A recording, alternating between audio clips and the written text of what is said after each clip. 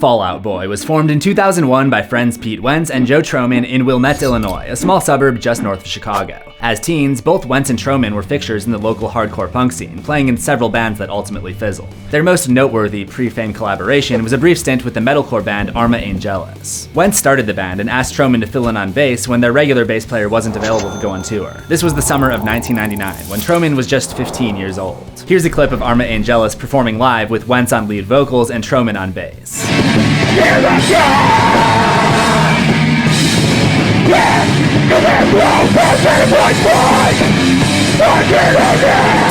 The band's run was short-lived. Frustrated and looking for a new outlet, the friends pledged to start a pop-punk band, a genre that seemed to be going through kind of a renaissance at the time before turning into what Troman called the swoop-haired, eyeliner-clad, sad emo boy movement of the aughts. He says that like it's a bad thing. In any case, the friends were growing leery of the hardcore scene. Wentz was tired of screaming into the microphone every night. He and Troman wanted a more commercial sound with crossover appeal inspired by mega bands like Green Day. In this new band, Wentz would play bass and Troman would handle lead guitar, the same roles they occupied in some of their old bands, the ones that failed. Now all they needed was a drummer, and songs, and a singer. No big deal, right? Serendipity intervened during a random visit to a Borders bookstore. Troman was flipping through CDs with another friend named Arthur when they happened upon an album by the sludge metal band Neurosis. Arthur asked a simple question: who's Neurosis? In Troman's memoir, None of This Rocks, a book filled with stories about his childhood and Fall Out Boy's early history, he writes, "Before I could answer, we were approached by a fair-skinned waif of a teen with thick glasses and enormous sideburns. Sideburns that looked like they had time traveled on their own from an orgy in the late 70s to see what future fucking was all about. And this mutton-chopped urchin, he rolled right into our conversation and, unprompted, began explaining who Neurosis was. And my response to this obvious music nerd was to music nerd right back at him. I knew who Neurosis was. No one was gonna out-Neurosis me." That mutton-chopped urchin was Patrick Stump, the man who would go on to become Fall Out Boy's lead vocalist and rhythm guitarist. He may have had enormous sideburns at the time, but he also had a magical 3-octave tenor voice that is now considered one of the very best in all of pop punk. And we have Arthur to thank for the chance encounter that made it all possible. Thank you, Arthur. After the trivia battle over Neurosis was done, Troman and Stump kept chatting about other music they liked, about music they didn't like. And in the midst of this conversation, Troman mentioned he was starting a new band with Pete Wentz. Stump's ears perked up at the mention of Wentz, who had earned rep as one of the best and brightest up-and-coming stars in Chicagoland, playing in hardcore bands like Arma Angelus and Race Trader. Stump offered to help with drumming and guitarist duties, but what the band needed most was a singer, a role that Stump, in spite of his natural ability, was very reluctant to take on. I know this hurts, it was meant to. There's no way I'm hitting that note. To learn how Patrick Stump found his voice and how Fall Out Boy became #1 with a bullet, stick around to the end of this video.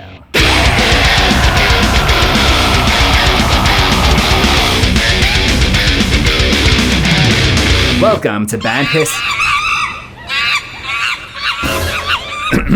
Welcome to Band History. Fall Out Boy is a band that I discovered on Top 40 radio in my parents' car during the era of their breakthrough album From Under the Cork Tree, somewhere around 2005. My first exposure was the song Sugar We're Going Down.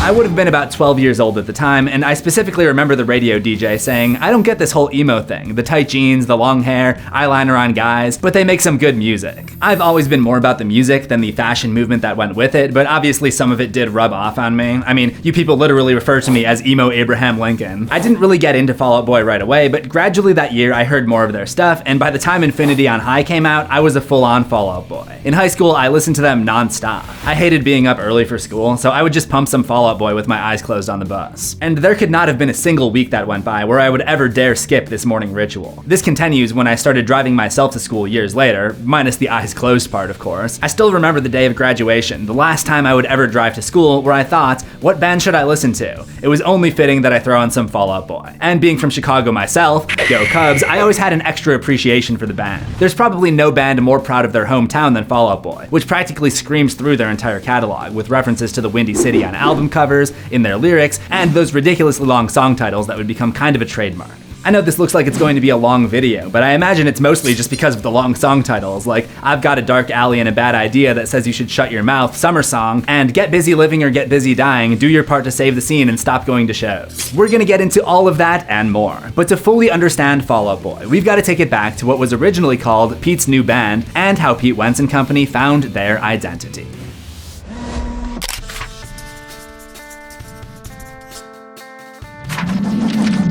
After Patrick Stump linked up with Joe Troman, the next step was for Troman to see if the music nerd that he met at Borders had any chops. Might this fair-skinned waif be the missing piece of the band puzzle he was trying to solve? There was only one way to find out. Troman pushed Stump to let him hear his demo. Again, Stump was reluctant. He explained his feelings in an interview with Apple Music. I wanted to write songs. That was the whole thing. I didn't know anything about singing. I didn't care about singing. It was just one of those things where it was a means to an end. He eventually forked over the link to his page on the free music sharing site mp3.com. Troman went home, gave it a listen, and liked what he heard. But the same could not be said for Pete Wentz. He outright hated the demo when Troman played it for him the next day. In any other case, that likely would have killed a prospective singer's chances at joining the band. But Troman insisted. For reasons he still can't explain to this day, in his memoir, he writes, "I don't know what I heard then. Apparently something. Enough to drag Pete to Patrick's house, where we forced him to sing and play guitar for us." Stump played songs from their favorite album at the time, Through Being Cool by Saves the Day. This time, Wentz had a different take. Patrick sang the first time, I was like, this is very special. And I was like, if we can craft something around this, it will be very special. To me, I would liken it to watching a great basketball player in high school. Like, you know it's there, you just gotta kind of build it around him, you know what I mean? Now that Stump had sealed the deal with his in-person performance, it was time to find a drummer.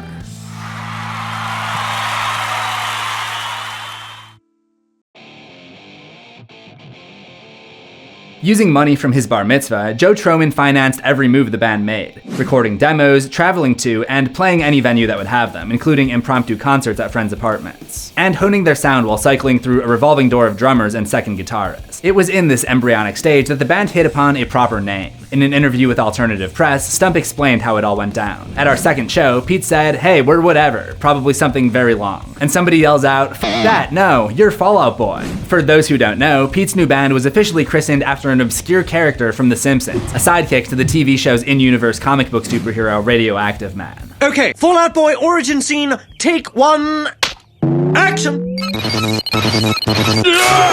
Up and at them! Thanks for the help, mysterious stranger. Say, I think those x-rays gave me superpowers. And cut! The name stuck, but the band still struggled to find its voice. Troman became the self-appointed glue guy, as he calls it, forcing his bandmates to rehearse even when they were exhausted. Being the loudest voice of optimism when money issues forced them to sleep on the floors of friends' houses, eating nothing but peanut butter and jelly sandwiches. Keeping the band motivated when prospects were slim. In his own words, trying to make our terrible band good through sheer brute force. This constant push led to the band's first release, a split EP with another Chicago band called Project Rocket. Released by Uprising Records on May 28, 2002, the 6-track double bill was designed as a cost-cutting measure to showcase the two up-and-coming bands that shared the same record label. At the time, Project Rocket was the more polished, more accomplished band, so they received top billing. Their tracks came first on the record on tracks 1 through 3. Fall Out Boy came next, filling the slots for tracks 4 through 6. For comparison's sake, here's a Project Rocket song called You Charlatan. It's about a relationship gone bad. Can you remember summer skies, bluest eyes, staring at me, telling lies? And here's one of the earliest offerings from Fall Out Boy, a song called Moving Pictures. This song, also about a bad breakup, is told through the lens of a couple on the outs, and the memories of how they used to watch movies together. Last night I saw a movie and I thought about many movies I've seen at your house. Excuse me if I'm rude, but I'd rather that we just strike from the record ones I'd sing again without you. Project Rocket's sound was more radio-ready when the split EP was being released, while Fall Out Boy was still a little rough around the edges. Years later, FOB became superstars of the genre, and this EP would be re-released with the track list reversed. Fall Out Boy's songs would be played first, while Project Rocket's followed after, a well-earned reward after great success and fame. But FOB wasn't successful or famous just yet. Far from it. The split EP received middling reviews for sloppy production that underscored the flaws of the band, still very much ironing out the wrinkles in terms of style and voice. But the forced collaboration did prove fortuitous in an unexpected way. Project Rocket's drummer, Andy Hurley, would later fill Fall Out Boy's drumming void, eventually leaving Project Rocket to join Fall Out Boy as a full-time member of their core lineup. But more on that later. After the split EP, the band immediately went back to work, trying to perfect the melding of their hardcore inspirations with more poppy, almost escapist sensibilities. In March of 2003, Fall Out Boy released their next effort, a 9-track mini LP called Fall Out Boy's Evening Out With Your Girlfriend, which would later be renamed to just Evening Out With Your Girlfriend, because we already know that Fall Out Boy is the artist. It's right there in big letters. The album was recorded in just 2 days on a shoestring budget, the lack of funds exemplified by this no-frills album cover, photographed at Chicago's Pick Me Up Cafe on North Clark Street. The waitress on the cover actually worked worked there at the time. Her name is Lavinia, according to the album's liner notes, and this shout out to the band's home city would be the first of many to come throughout their career. The mini LP featured 3 tracks from the split EP with Project Rocket, this time re-recorded with that extra coat of polish, including moving pictures. Last night I saw a movie, and I thought about many movies I've seen at your house. Meanwhile, the 6 brand new songs primed fans for what would soon become 2 of the band's touchdowns. Insanely long track titles like The World's Not Waiting for 5 Tired Boys in a Broken Down Van, and pop culture references to movies and TV shows. Tell Mick that he just made my list of things to do today is a direct quote from the Wes Anderson movie Rushmore. Tell that stupid Mick he just made my list of things to do today. Pretty in Punk is a clear homage to the John Hughes film Pretty in Pink, while Parker Lewis Can't Lose, but I'm gonna give it my best shot is a reference to the 90s teen sitcom Parker Lewis Can't Lose. Despite the wacky song titles and the playful album cover, the experience of making the record was less than enjoyable. Troman called the album abysmal and considers it a necessary horror, an unflattering footnote in the band's journey to find its true self. The rest of the band expressed similar distaste, burnt out by the insane turnaround time and what they considered to be a lackluster end product. It was so bad that drummer Mike Perskowitz, Fall Out Boy's 3rd drummer since the group's inception just 2 years prior, left the band for good after the album's release. Ditto for TJ Kunask, who played backup rhythm guitar. In an interview with New Musical Express, Pete Wentz said, "It's really hard to have that awkward time memorialized forever. I could go the rest of my life without ever listening to Evening Out and I would be alright." Wentz likened the record to a NASA test flight in the desert before going to the moon. Only in this case, it was the music that remained earthbound after failing to take flight. Part of this internal pushback likely had to do with how young the band was at the time. Wentz is the oldest member of the group, and he was just 24 when the album came out, which explains the relative immaturity of the lyrics, rife with cliche and built around the tired theme of high school angst. Like this line on Honorable Mention.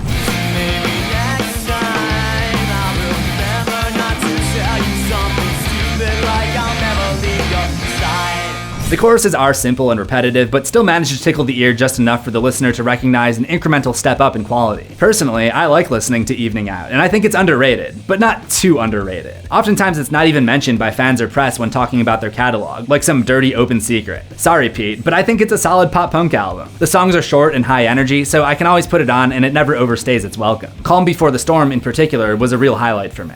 Let's get this party started. Let's get this party started. The title proved to be prophetic as the band's dry spell was set to break in a major way. After the split EP and mini LP that came and went with zero promotion and mostly crickets from the pop punk crowd at large, Fall Out Boy went back to the drawing board.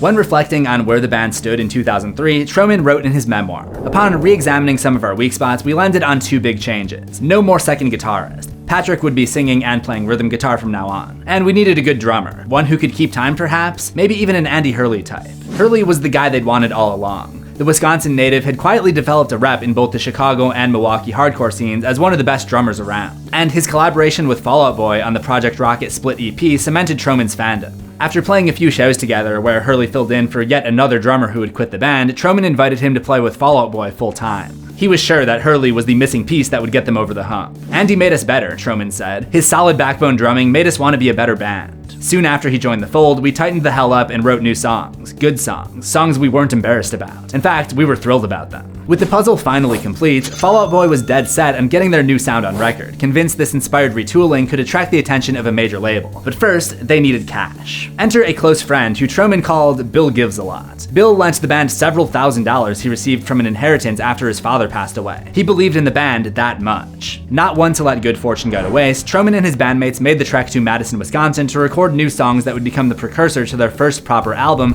Take This to Your Grave.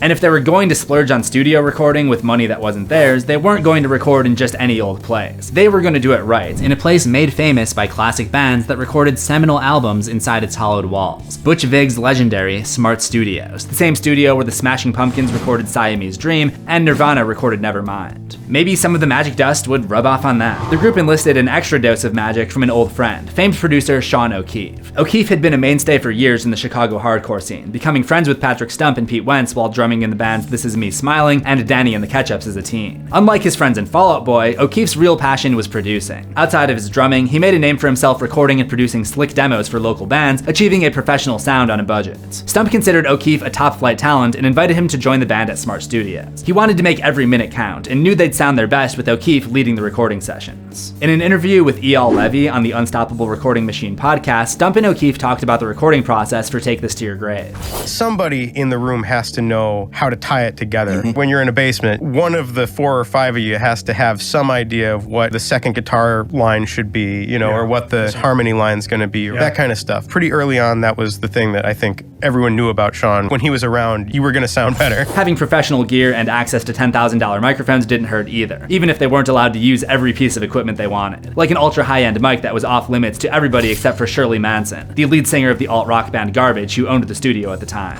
We had gotten money to do 3 songs as a demo at Smart. We did get to go to Smart and record these 3 songs that ended up being 3 of the songs on the record. We shopped that demo around, and there was some interest, but everyone was basically like, well, we don't know if you can write more songs. You know, what can you write? Out of money and in desperate need of fresh material for the labels with whom they'd attracted interest, O'Keefe hatched a plan to record 2 more songs. So the solution I thought of at the time was, okay, I was like an intern at a larger recording studio in Chicago called Gravity Studios, which was another nice studio. It's about 45 minutes away. Because I was an intern and then I did a lot of work there, I still had a set of keys. They didn't have money to record at Gravity Studios, but O'Keefe's set of keys gave them 24-hour access to the building. So they did what any cash-strapped band on a mission would do. They snuck into the studio at 2 in the morning when they were sure nobody else was in the building and recorded until 6 a.m. just before the staff returned for work. They recorded this way, in the dead of night, 3 nights in a row until they finished the extra songs. This beg, borrow, steal approach ultimately paid off. Now armed with 5 complete songs, Fall Out Boy shopped the punched-up demo to every corner of the industry, gaining traction with several labels before inking a deal with Island Records. Impressed by what they heard, Island put up $40,000 for the band to record 7 more songs, new tracks that would bolster the 5 that they'd already laid down on wax. In an unusual move, they signed Fall Out Boy to an unheard-of incubator deal, where they'd finance the band's debut album and release the album through the indie imprint Fueled by Ramen, a label made famous for breaking bands like Jimmy Eat World and Gym Class Heroes. The unusual deal was a way for Island to hedge their bets. The band could start building out its fan base and gain crucial indie street cred by releasing the album through FBR. And if it sold well, Island would officially scoop them up for their next project before competing labels had a chance to poach them. Fall Out Boy was one major step closer to clinching their second chance at a first album. All they had to do now was finish the new songs without killing each other. In a tense marathon session that saw the band record 7 songs in just 9 days, Patrick Stump and Pete Wentz got into fistfights, arguing over every lyric and hook. Up to this point, Stump had written most of the band's lyrics, but Wentz became obsessively nitpicky about his bandmates' contributions. Where Stump preferred short, catchy hooks and stripped-down lyrics, Wentz couldn't rest until he felt every word was packed with meaning and emotional heft. Many sessions devolved into tirades laced with F-bombs, and shouting matches became commonplace throughout the recording process. Until Stump snapped, screaming, "You just write the lyrics, dude." Wentz did exactly that, while Stump focused on the hooks and melodies. Somehow, they managed to finish the album without any bloodshed. And not just any album. Take This to Your Grave is a bona fide classic that revolutionized the pop-punk genre and set a new gold standard for every band that followed after. In this case, Pressure made diamonds. The first jewel in the crown was the band's debut single off the new record, Dead on Arrival, released in April of 2003. The song is about a rocky relationship where meaningful conversation is hard to come by, hence the title, Dead on Arrival. But from the opening guitar riffs, it's clear that the song is anything but. No, it's not the last time, 'cause I never say no to you. This conversation's still dead on arrival. The video is a playful mashup of Fall Out Boy's antics on the road and sweaty, infectious headbanging at a live show in some tiny, hole-in-the-wall venue that became a staple of their earliest days together. The song and video were well regarded, with many calling it a clever, potent piece of fluff that did exactly what a debut single is supposed to do, build buzz. With the hype train already out of the station and roaring down the track, the band was set to introduce themselves to the world at large.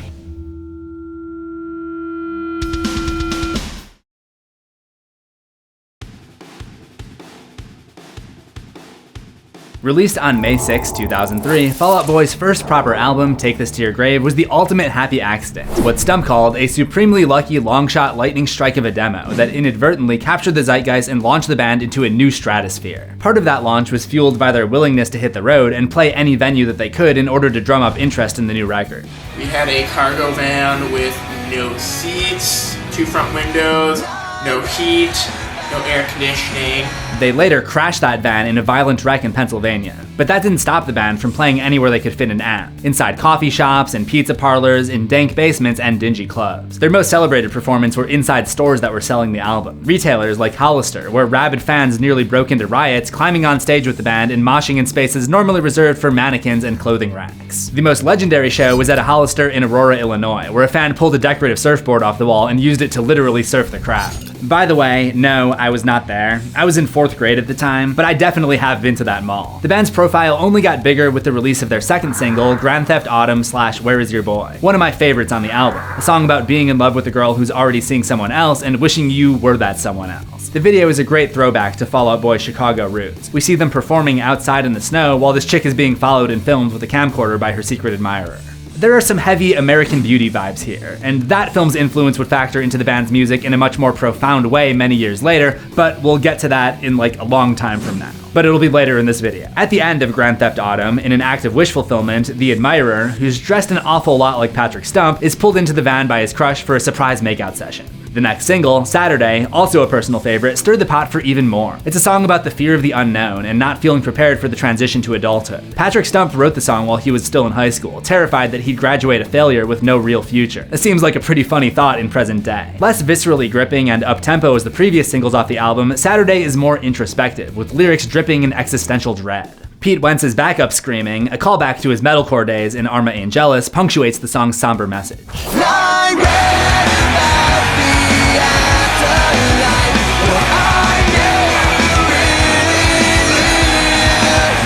As does the music video, where Stump plays a detective on the trail of a serial killer who leaves a Queen of Hearts playing card at the scene of every crime. Wentz plays the killer, who faces off with Stump in the video's climax. Wentz then murders Stump, killing himself in the process. The big reveal is that Stump and Wentz are the same person. Oh, the irony, given that Wentz and Stump were at each other's throats while recording this album. Maybe it's just a coincidence. There's also the fact that many casual listeners get them confused, because in the early 2000s, Pete Wentz was more of a celebrity, and it's just unusual when the bassist has more clout than the frontman. In any case, that glove box reveal still gets me 20 years later. In an interview with the Zach Sang Show, Wentz reflected on this dynamic with Stump and how their relationship manages to work in spite of their differences. How me and Patrick work is it's like a really, really weird symbiotic relationship. It's very close to the like little bird on like the hippo, or the animal nature videos where you're like, well, why is like the turtle and the like bullhead shark best friends? I don't know, they like just are. I wonder which animal Wentz thinks he is in that analogy.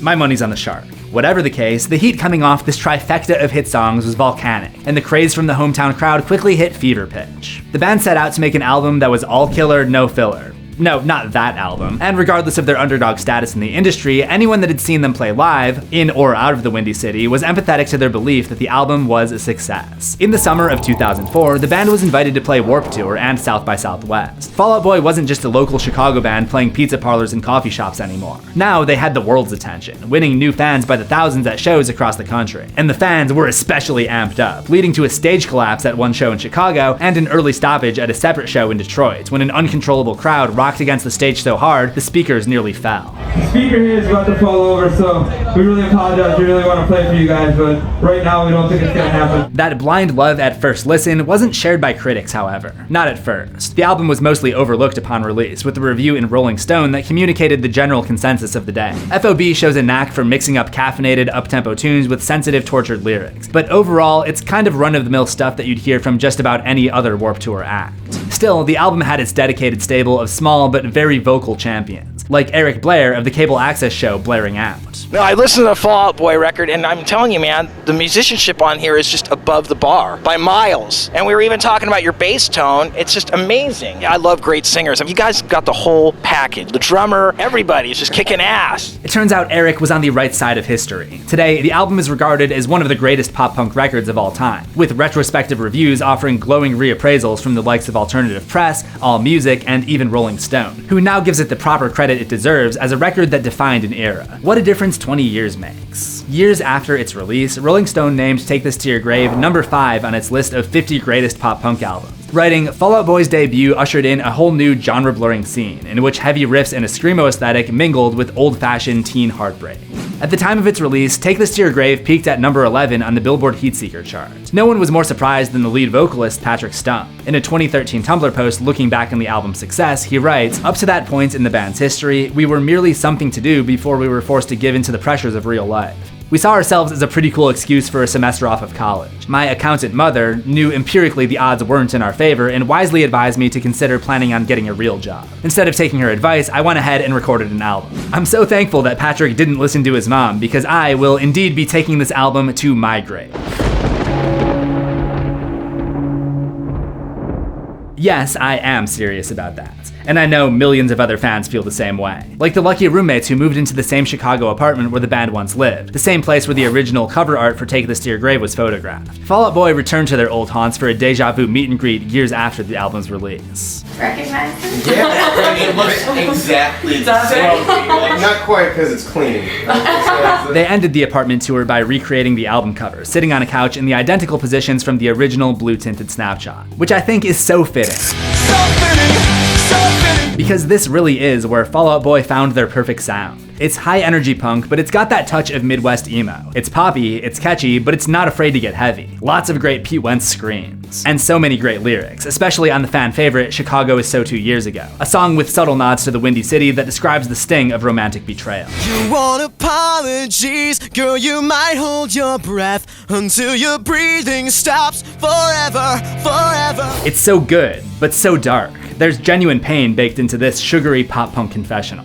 Fall Out Boy closed out 2003 by fulfilling a lifelong dream, headlining the Metro in Chicago. The show was set for December 22, and the band wanted to do something special to mark the occasion. Something for the kids in the crowd at this historic venue. Given the date on the calendar, the band opted to spread some holiday cheer with a, shall we say, non-traditional Christmas song that ragged on the holiday instead of celebrating it. The result was You'll Shoot Your Eye Out, a disgruntled, mean-spirited song about a guy who wishes the lover who spurned him nothing but misery for the holidays, with lyrics like one awkward silence and two hopes you'll cry yourself to sleep, staying up, waiting by the phone. All I want this year is for you to dedicate your last breath to me before you bury yourself alive. Harsh, but damn catchy. The title is a riff on a famous scene from the perennial holiday classic A Christmas Story. No, I want an officer red undercover knife and 200 jet with my rifle. You'll shoot your eye out, kid. Ho, ho, ho. In an interview with Noisy, Pete Wentz explained the song's motivation, saying that as a kid, he never felt like he was a part of whatever was happening inside of the lit houses as he walked by them. He went on to say, I think when you're a punk rock kid in the suburbs, the holidays represent the biggest version of the monoculture. How could you not take a shot at it? Holidays like Christmas tend to magnify how you're feeling in your head. If you feel lonely, it feels bigger and darker than on other days. This song definitely magnified my love for Fall Out Boy. I would actually say that You'll Shoot Your Eye Out is one of my favorite original Christmas songs of all time. I need to release my emo Christmas playlist on this channel. The sound and sentiment is like a time capsule that shoots me right back to the early 2000s emo pop punk scene, and there's just something about it that can't be replicated. Like, it's a song that only could have been made exactly when it was. The song opens with the lyrics, "These are your good years," and I couldn't agree more. 2004 was even better for the Windy City underdogs. In August of that year, Fall Out Boy graced the cover of Alt Press magazine. The runway success of their debut tamed the indie darlings into the mainstream, and now it was time to see what they could do with the right push onto a bigger canvas.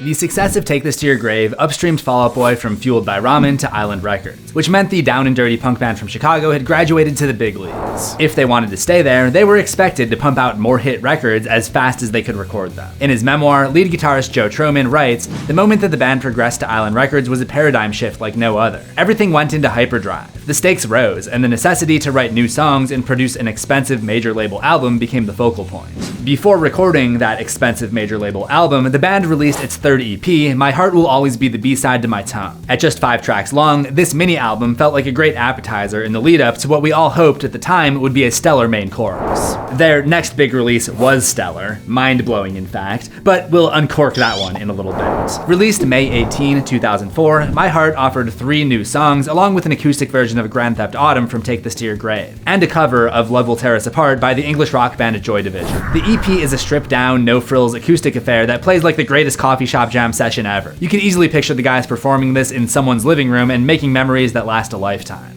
A major reason for that is the writing on this record. By paring back the production, the band allows space for the heartfelt lyrics to take center stage. Really top-shelf stuff here that shows Fall Out Boy's unique ability to craft songs that are universally relatable. And Patrick's soulful crooning make those lyrics pop in a way that reminds me of You'll Shoot Your Eye Out. It's hard to describe, but it just has that good year's magic that I mentioned earlier. More than any other song on this EP, Nobody Puts Baby in the Corner just oozes that feeling with every line. The song, which borrows its title from a famous line in the movie Dirty Dancing, "Nobody puts baby in a corner," is about a guy who desperately wants to be with a girl, but knows he's no good for her. So women like a locket around your throat. I'll weigh you down, I'll watch you choke. You look so good in blue.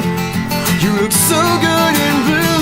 The EP marked a new milestone for the band, landing at 153 on the Billboard 200, the first time Fall Out Boy had ever earned a spot on the Big Boy chart. As My Heart was making the rounds and keeping a hungry fan base fed, Fall Out Boy began crafting its official major label debut for Island Records, From Under the Cork Tree. The title comes from a 1936 children's book called The Story of Ferdinand by Munro Leaf. It's a story about a bull named Ferdinand who prefers sniffing flowers under a cork tree to competing in bullfights. The story struck a chord with Wentz for reasons that won't be made clear until a near tragedy almost killed him, but more on that later. After struggling for years to be heard, the scrappy kids from Chicago finally had the world by the ears, and the backing to make their most ambitious music to date. It was time to switch things up. For this new album, the band left the Midwest in favor of sunnier environs, recording in Burbank, California. Out of the cold and into the sun, the band leveraged a precious luxury that they couldn't afford on any of their earlier albums: time. Time to experiment, time to lean into each other's individual strengths. And more importantly, the time to fine-tune their collaborative process. Where Pete Wentz and Patrick Stump had gone to war in the past, micromanaging every song down to the syllable of each word, this new record helped solidify their Lennon-McCartney dynamic and taught them how to best play off of each other's strengths in a way that wasn't so destructive.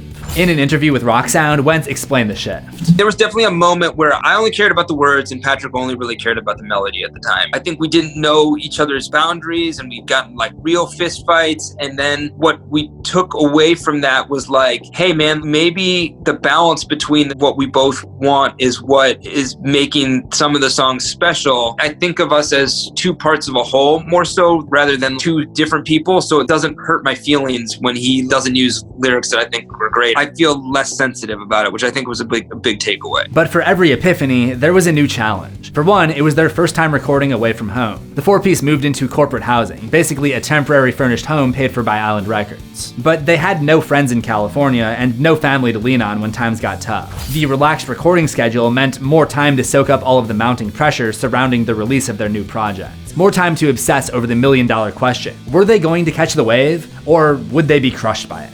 In a frenzy of activity, the band experimented with new sounds, trying to crack the code of what this album should be, writing songs then scrapping them. Writing more songs and scrapping those too. Like the collaboration with Sean O'Keefe on Take This to Your Grave, the band decided to bring in a heavy hitter to help them push this new project across the finish line. Enter Grammy-winning producer Neil Avron, coming in hot after working on hit records for pop-punk staples like Yellow Card, Everclear, and Newfound Glory. Island Records reached out to Avron with a handful of demos from Cork Tree, but his first impression wasn't exactly flattering. In an interview with Kerrang, Avron said, "I got the demos and they were very rough sounding. I just didn't think the songs were great. I was at a place where I was trying to work with the best songs I could as a producer, as that gives you the best shot at having success. And I told the label at the moment, come back to me if they get some better songs, I'm gonna pass." A few weeks later, the label came back with a handful of brand new songs hot off the presses. Two songs in particular made Avron walk back his initial stance, Sugar We're Going Down and Dance Dance.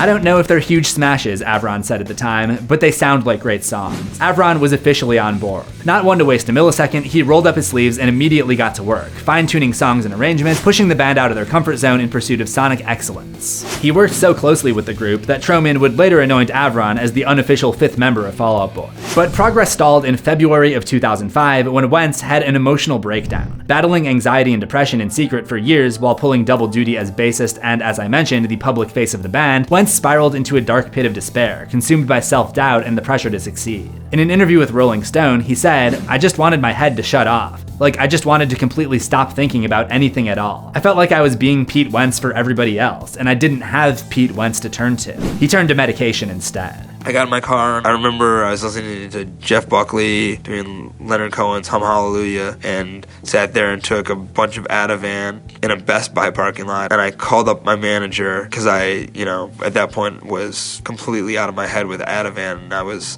talking to him and I was slurring my words. And so he called my mom and my mom called me and she came and got me and we went to the hospital. Wentz had his stomach pumped and spent a week in the hospital before moving back home to Wilmette, Illinois with his parents. Like Ferdinand the Bull, it seemed like Wentz needed some time to smell the flowers without the pressure and daily grind of pumping out hit music. The time away rejuvenated Wentz and sharpened his focus. Not wanting to let himself or his bandmates down, he eventually returned to Burbank armed with a fresh perspective and some new lyrics inspired by the ordeal. A song called 7 Minutes in Heaven out of Van Halen.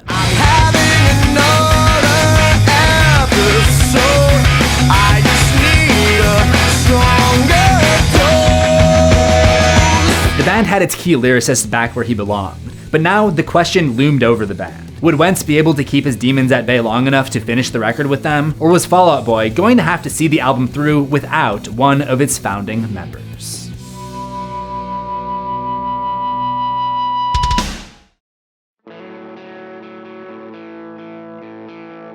After his failed suicide attempt and return to California, Pete Wentz was nervous about sharing his experience and the lyrics it inspired with his bandmates. In an interview with New Musical Express, he said, "Talking about mental health is still stigmatized. And at the time, it was definitely even more so. And so it felt weird. It felt a little bit like exposing your weakness or something, which never feels great." But speaking candidly about the inner turmoil that he felt at the time was ultimately cathartic for Wentz and gave the album a special dose of stardust that was undeniable. Producer Neil Avron was impressed, saying, "Pete could put a thought out there in a very intriguing manner that made you really have to look at the words or really think about what he was saying. It was masterful. It was time to crawl out from under the cork tree and share the record with the rest of the world." In April 2005, Sugar We're Going Down, the album's lead single, was released to rave reviews. The song is about a heartsick guy in love with the wrong girl, a girl who sees him as just a notch in her bedpost. But it's the beautifully bonkers music video that came with it that made the song a mainstream juggernaut. The video tells the story of an outcast in a small town who has antlers on his head. While the rest of the town ridicules him, he meets and befriends a pretty girl. The boy later tries to cut off his antlers with garden shears, but the girl comes to his rescue. They fall in love and start spending all their time together, but the girl's father disapproves of their relationship. He tries to shoot the antler boy with a bow and arrow, but he gets hit by a car before he can get a shot off. The video ends with a reveal that the old man has deer hooves. Like I said, beautifully bonkers. The song exploded into the mainstream, playing round the clock on radio stations across the country. And the music video was a mainstay on MTV, back when MTV still played music on television. The song debuted on the Billboard 100 at number 93 and would steadily rise until it peaked at number 8 months later. And the perfect table setter for the album's official launch, which came just 1 month after the lead single. Quick side note, as much as I love this song, I have to admit that on first listen, I didn't exactly understand what Patrick was singing on the chorus. It turns out I was not alone on this. Patrick's singing became the subject of internet memes, poking fun at his apparent case of mush mouth. And I'm gonna need you to say these lyrics a little bit slower, Patrick. We're going down, down, okay? Those aren't words, Patrick! In an interview with Rolling Stone, Patrick said that he deliberately slurred the words on the chorus to make it sound better. I agree, it does sound better, even if better isn't the most intelligible. It's a big part of the song's charm. On May 3rd, 2005, From Under the Cork Tree was unleashed upon the world, debuting at number 9 on the Billboard 200. Fall Out Boy's first album to crack the top 10. The album cover shows a broken down van hitched to a trailer stuck in the snow, a nod to the real-life van crash that derailed a trip to New York to shoot the video for Grand Theft Auto. Cork Tree's launch was bolstered by the release of 2 more monster singles and the equally audacious music videos that accompanied them, Dance Dance and A Little More 16 Candles, A Little More Touch Me. Dance Dance tells the story of, surprise surprise, a dysfunctional relationship. Only it's told at breakneck speed with feverish drum kicks and one of the most endlessly catchy hooks that you're likely to hear on any pop song ever. And the music video doubles down on this rapid-fire pace. We see a high school homecoming dance in full swing where Fall Out Boy both performs on stage and appears as nerdy versions of themselves, asking girls to dance, getting rejected, then leading their own dance revolution. In the end, while Joe Troman does his famous spinning guitar kicks, the nerd gets the girl. Those of you who have seen my Jennifer's Body video over on my horror channel CZ's World know how much I love this video. So it gets to listen to be like this for guys like us. No way, man.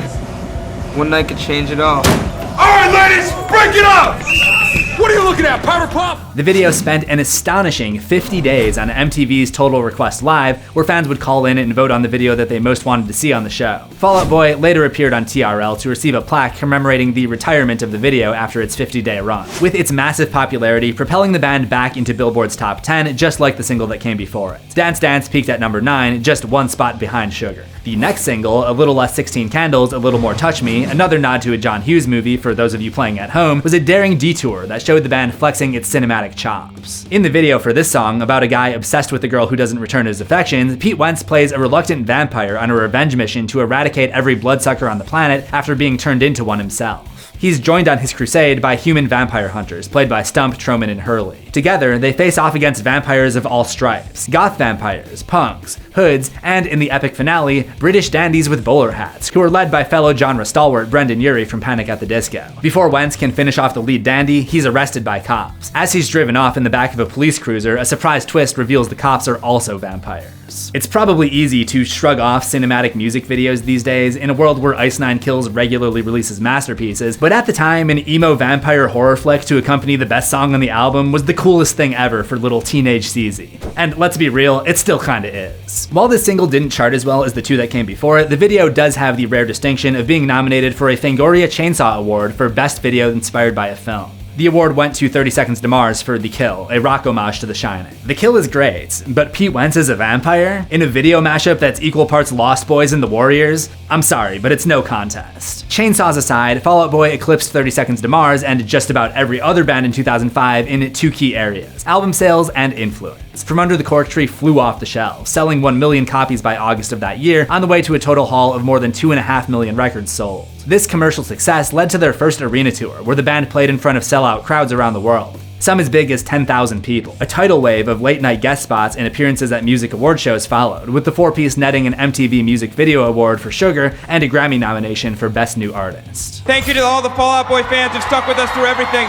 You mean the world to us. Suddenly, the band was in the public eye, becoming the literal poster boys for the pop-punk scene that they helped define. But they weren't making their acceptance speech. Deep, personal lyrics that ached of heartbreak and loneliness were now being played at birthday parties and shopping malls. And the adjustment to this new reality didn't come without growing pains. Joe Troman said the situation aggravated his clinical depression, causing him to vomit emotional bile onto everyone in his path, because he didn't have the right tools to process his emotions. Meanwhile, Pete Wentz became an attention vacuum for paparazzi who obsessively chronicled everything from his dating history to his wardrobe choices. Guyliner, anyone? It's all about the eyeliner, which is called guyliner. In an interview with Alternative Press, he said, "I'm writing these words that people hold in their hearts, and before, no one cared. Now, all of a sudden, people are going through my parents' garbage. When I look in the mirror, I see the same person that I was when I was 14. I have the same flaws, the same strengths, the same fears. Then you have someone picking through your garbage trying to figure out who the person in the mirror is." The always shy Patrick Stump disappeared deeper into the music, allowing Pete to take on an extra share of the spotlight and scrutiny. He admitted that hiding behind his art was selfish, but he's much happier playing the anti-frontman. In an interview with Rolling Stone, Stump said, "There's not attention on me, I just get to sing.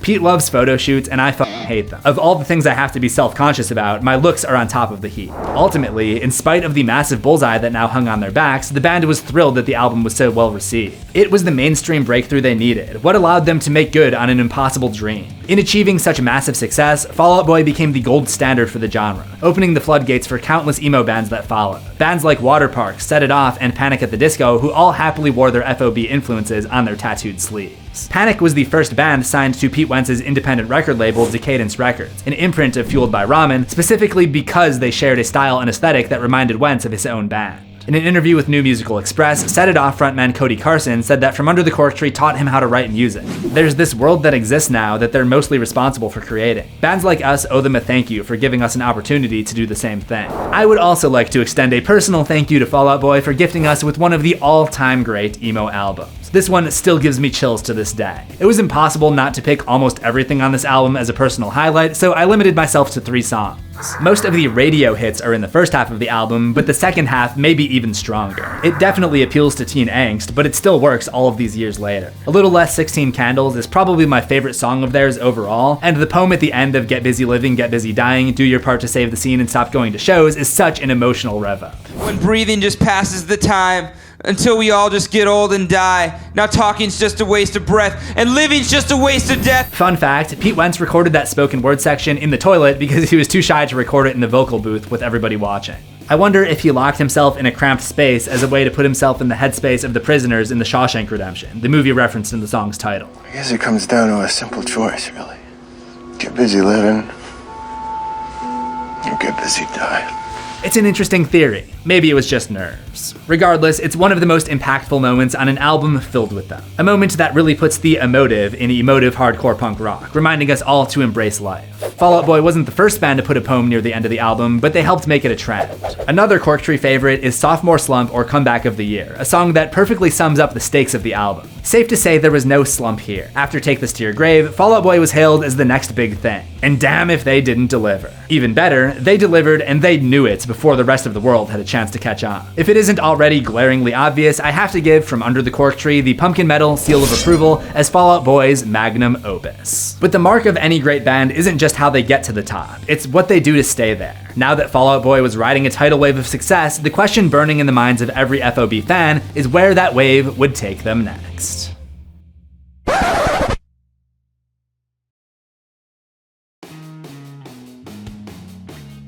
So how do you follow up a double platinum major label debut that set the world on fire?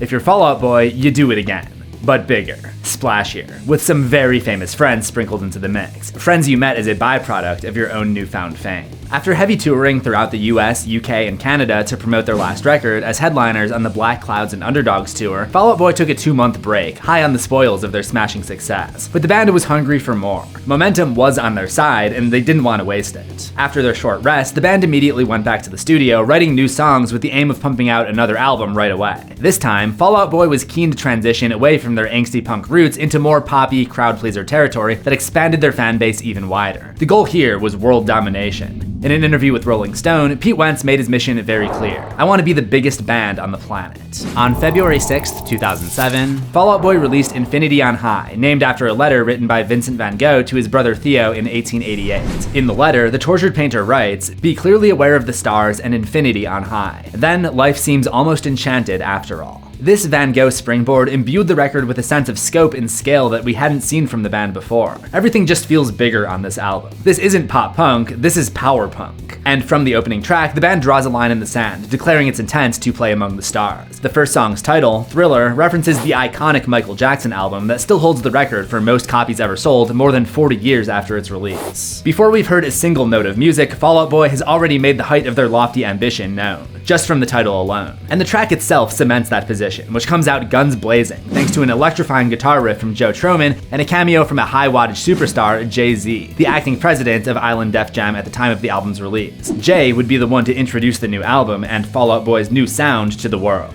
Welcome, it's here.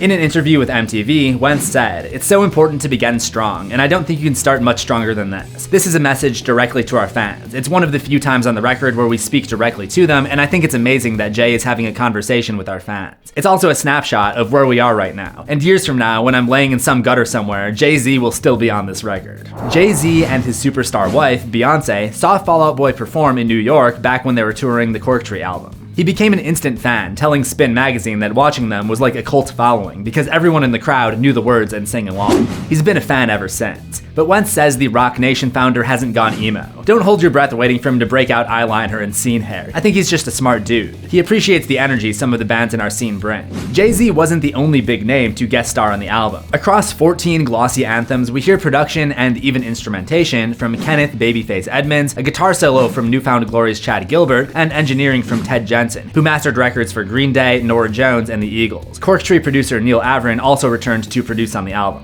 In a promotional stunt dubbed Infinity Flight 206, Fall Out Boy played 3 shows in 3 cities across the country in a single day. They started at TRL Studios in Times Square, New York City, then played in front of their hometown crowd at the House of Blues in Chicago, before ending the marathon cross-country tour on the roof of the Pacific Stock Exchange in Los Angeles. This is an event, like sort of a rock star event. Is it a bit odd that you guys are at the center of something this big?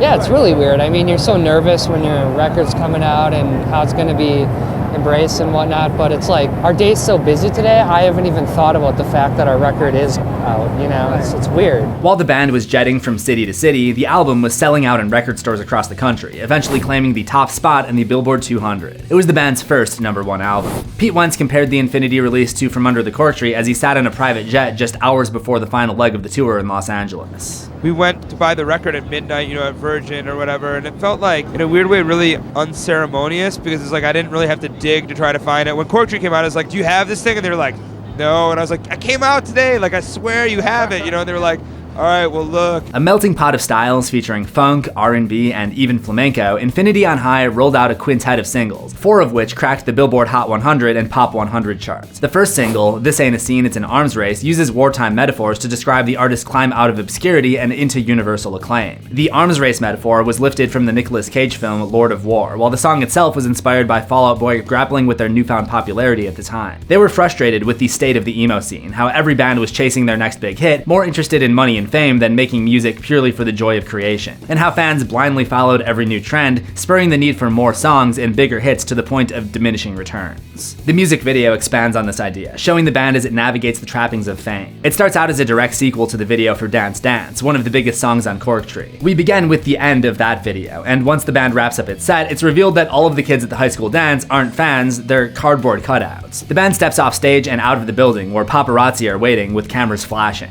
From there, we get a medley of mock tabloid covers, including one that references a real-life Pete Wentz private photo leak, sleazy photo shoots, mansion parties with supermodels, and hotel room debauchery that ends with Pete Wentz falling out of a window to his death. The funeral keeps the party going though, with Joe Troman rocking out on top of his dead bandmate's coffin while mourners cry and sing along at the same time. They even get a little help from the characters that we met in some of their earlier videos, like the head of the Dandy Vampires from A Little Less 16 Candles and Antler Boy from Sugar We're Going Down. A life-size MTV Moon Man dancing on a podium completes this ridiculous scene until Wentz bursts up from his coffin and comes back to life, revealing that it was all a dream. We flash back to 2003, where the band is still relatively unknown, living in a van and fighting like hell to make their music heard. But for some reason, in this version of 2003, they've already written This Ain't a Scene, and they play it at a high school in Iowa. The video is a tribute to their journey up to this point. The single earned FOB its first #1 Billboard Hot Digital song, and was ranked number 40 on Rolling Stone's list of 100 best songs back in 2007. The song became so popular that Fall Out Boy performed a hip-hop remix at the 2007 MTV VMAs with Lil Wayne and Tyga. The next single off the album was equally infectious, The Carpal Tunnel of Love. The title combines the term carpal tunnel with the Tunnel of Love amusement park ride in a way that could be read as a cheeky nod to masturbation. The message of the song itself, about unintended consequences and the pain of feeling trapped in a relationship, is conveyed through the band's first ever animated video. A horrifically violent video where anthropomorphic forest creatures die in gruesome accidents. All the players here are characters from the adult animated web series Happy Tree Friends. The carnage starts when Cuddles the rabbit meets Giggles the chipmunk and tries to communicate his romantic feelings to her. Every attempt is ruined by a series of unfortunate mishaps instigated by Lumpy the Moose. By the end of the video, every character ends up dead, killed by way of impalement, crushing, or decapitation. No one is spared, not even the cartoon versions of the 4 Fall Out Boys themselves. Cuddles and Giggles finally get their kiss at the end of the video, but only after being speared through the head by a metal pipe. Crazy shit, but entertaining as hell. Especially as it plays over Joe Troman's crunchy guitar riffs and an inspired bit of Pete Wentz screaming. The album rolled out 3 more singles, the next of which was the always iconic...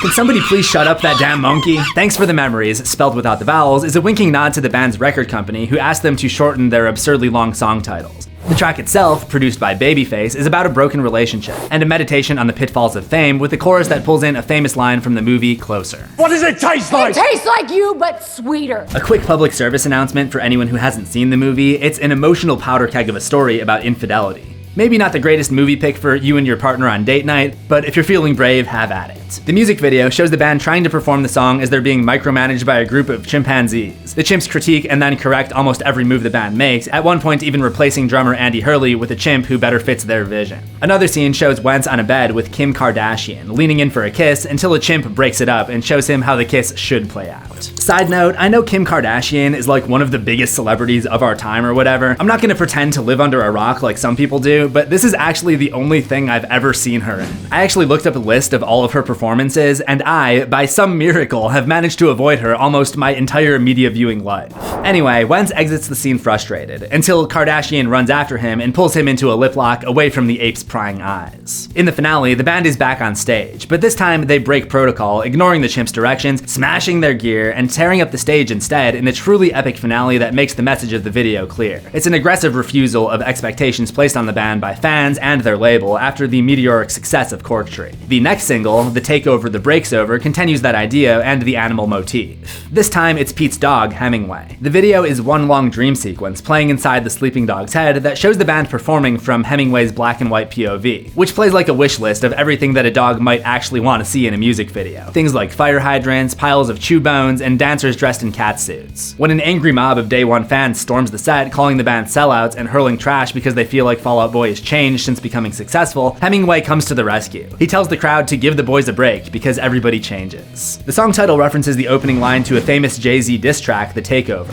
which is fitting given the song's lyrics about the media dissecting every word of their songs until they lose all meaning, and the band's apparent pushback to the harsh new light of scrutiny they now found themselves living under.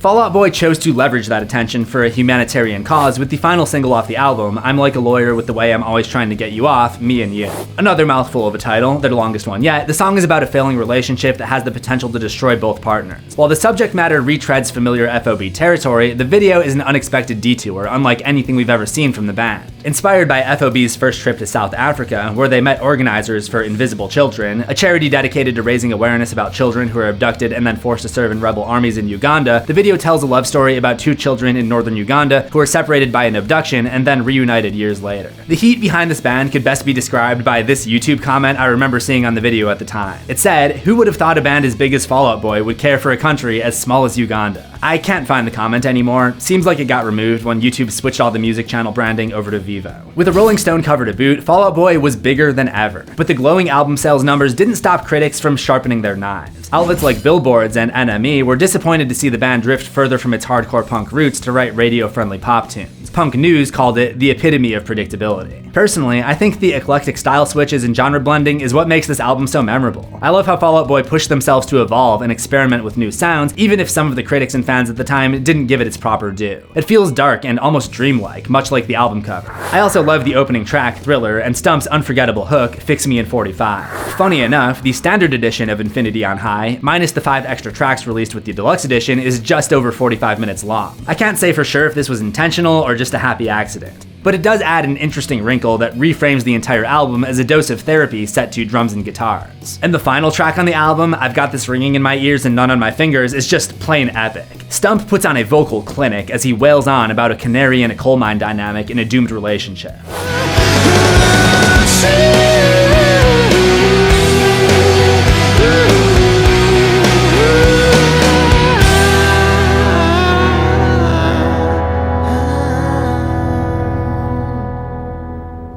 Stump ends the song and the album with a single command. Now press repeat. Something I've done countless times with Infinity on High. For the fans who didn't, the ones who took issue with this new bubblegum taste of Fall Out Boy, the band's next album offered 2 distinct flavors of madness. One that cemented their sour feelings about the shift, and another that brought back the naysayers and made them fall in love all over again.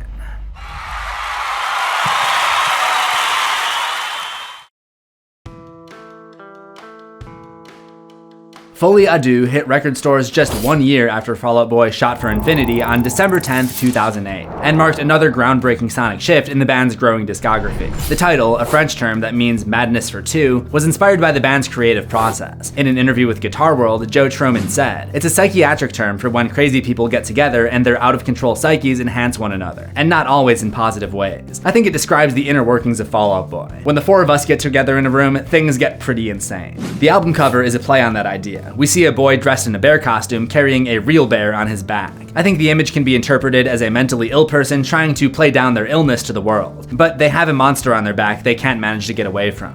The slight smirk on the boy's face might be the mask that he presents to the world, again, as a way to play down his illness. Or maybe it's a nod to the relationship between Pete Wentz and Patrick Stump and the madness that they both share in writing songs together.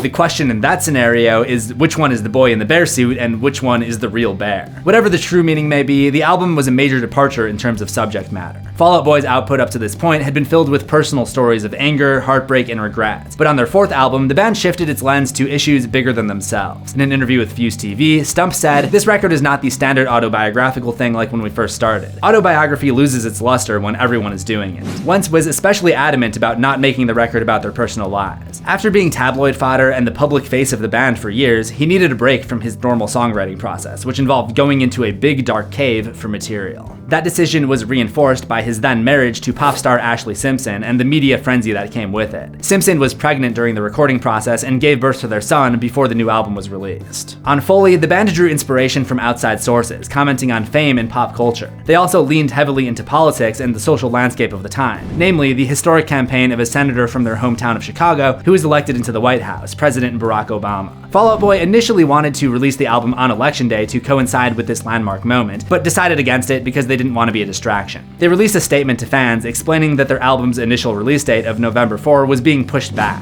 "This is not the election to be cute. We felt as though, rather than making a commentary, we were only riding the wave of the election. This seemed less and less like what we intended to do and more of a gimmick." Instead, they released a mixtape in the lead up to the election called Welcome to the New Administration, with the band dressed as political campaigners on the cover. The mixtape's 26 tracks included snippets of the new Fall Out Boy songs, but mainly served as a showcase for an eclectic roster of artists from Fueled by Ramen and Wentz's Decadence Records, with guest appearances by Ludacris, Seth Green, and Guy Ripley, among others. Actually, I'll just let Guy Ripley introduce them all. Fall Out Boy, Panic at the Disco, Gym Class Heroes, The Academy Is, Cobra Starship, The Cab, Tiger Man, Hey Monday, The Hushed Sound, and more. It also included a demo called Lake Effect Kid, which they would end up using much, much later. After the president-elect was officially sworn in, Fall Out Boy performed at the inauguration ball in DC. They met the new president and first lady in person just before they took the stage in front of a live audience. I just met the president of the United States and the first lady. They're tall, both of them, and I'm a short dude, so that was kind of awkward. Pete Wentz said he literally would not exist as a human being if not for Obama's then vice president, Joe Biden. Apparently, Wentz's parents met on Biden's Senate campaign trail back in the 70s. He was even a guest at their wedding. Cute kid. He's got a bright future, that one. I can already tell. Okay, back to Folie à Deux. For the album's prep, Fall Out Boy relied on help from their longtime collaborator Neil Averin, the lead producer from Under the Cork Tree and Infinity on High. Unlike the relatively smooth experience of making those albums, the recording process on Folie was fraught with infighting from start to finish, which led to every single track on the album feeling radically different from one another. In an interview with Kerrang, Averin explained that the success and fame had driven a wedge between the band members. Typically, when you start with a young band, they're all living together, or they're all from the same city and live blocks from each other. Then, all of a sudden, third record, you've had some success, people have girlfriends, people move to different states, so the challenge of writing together, being in the studio together, there's just a lot more outside pressures. Those pressures condensed into a powder keg with a very short fuse, a fuse made even shorter by Joe Troman's feelings about the band's singer-songwriter duo. In an interview with Alternative Press, he said he felt like he and drummer Andy Hurley didn't have enough say in the music being made by Fall Out Boy, that Stump and Wentz had too much control. I felt, man, this isn't my band anymore. He also found it difficult to read articles painting himself and Hurley as guys just along for the ride, while Wentz and Stump were the real stars of the show. Those feelings pushed Troman to sit down with Stump and voice his concerns, which led to more collaboration on Folie. But there were still plenty of fires that needed to be put out as the album was taking shape. There was a lot more arguing. It happened because there was a lot more telephone going on. It wasn't the guys all in a room together. Things got a little more phoned in. Lyrics got sent via text, and when you don't see somebody's face and how they say something, text can come across very different, and that put a lot of strain on things. Wentz's life outside the studio also made things difficult. A serial entrepreneur, Wentz had a handful of business ventures that he was juggling while working on the album, including his own fashion line, Clandestine Industries, a signature bass guitar that he helped design with Fender, and a New York City nightclub that he co-owned called Angels and Kings. things, all while moonlighting as a part-time fashion model. There were also reports that he was taking LSD at the time, thinking it might help his creative process. It didn't. According to Averin, anytime he would come in and put his 2 cents in, it would be frustrating to me, to Patrick, and everybody who'd worked hard for hours and hours and toiled over a sound for him to go, I don't like that, or I don't like that lyric I sent you 3 days ago. That could be very frustrating, and that was a big part of the blow-ups that would typically happen. A blow-up is exactly what inspired the album's first single, I Don't Care, a song once described as a narcissist anthem. It's about shrinking attention spans in the YouTube era and the constant need for attention, no matter the price.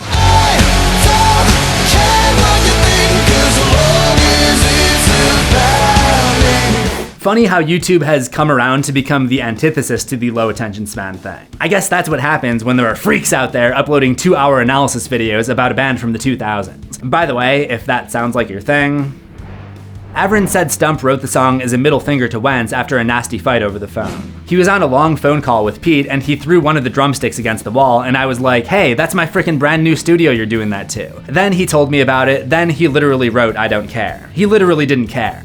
The music video riffs on this idea of getting attention at all costs, even if it's bad attention for doing something horrible. It opens with the band in the green room after a show where they meet Guns N' Roses guitarist Gilby Clarke, who ridicules Fall Out Boy for ruining rock and roll. Then we get a series of vignettes with each band member causing mischief, nude flashing pedestrians in public, stealing an old man's walker, crushing a child's ice cream cone, tossing water balloons off a rooftop into a crowd, and stealing groceries while dressed as nuns. The video ends with a reveal that each member of the band is someone else wearing a mask. Andy Hurley is actually Mark Hoppus from Blink-182, Stump is mega producer Pharrell Williams, Troman is Cobra Starship frontman Gabe Saporta, and Wentz is reality TV star Spencer Pratt. The final reveal is Gilby Clarke, who turns out to be Sarah Palin in disguise. It's a strange video. The next single, America's Sweethearts, is another song about our collective fascination with celebrity and scandal, with telling lyrics like, why won't the world revolve around me, and I must confess I'm in love with my own sins. But sonically and stylistically, it's a dramatic departure from I Don't Care, while still managing to cover the same themes. The visuals and music video are also unlike anything we'd seen from the band up until this point, with our favorite 4-piece donning nightmare carnival costumes while spinning around a carousel surrounded by a pool of green sludge, a metaphor for the toxic nature of fame. Throughout the video, we see people harassed by paparazzi and then transformed into frightening characters of their former selves by the pop of the photographer's flashbulbs. The green sludge then seeps through TV screens and into the homes of people watching the band play on the carousel, turning their bodies into the same unsettling distortions. The aesthetic of the video almost feels more like something Panic at the Disco would do, which I guess makes sense. They had been spending a lot of time together since Panic signed to Decadence. Each band member's costume in the video represents a character from different lyrics throughout Folie Deux. Stump is dressed as Mr. Benzedrine from $20 Nosebleed, Troman is Horseshoe Crab from the shipped Gold Standard, Wentz plays Mr. Sandman from Head First Slide into Cooperstown on a Bad Bet, and Hurley is Donnie the Catcher from What a Catch Donnie. A song that ended up being kind of a send-off, a goodbye and thanks for the memories from Fall Out Boy to their fans.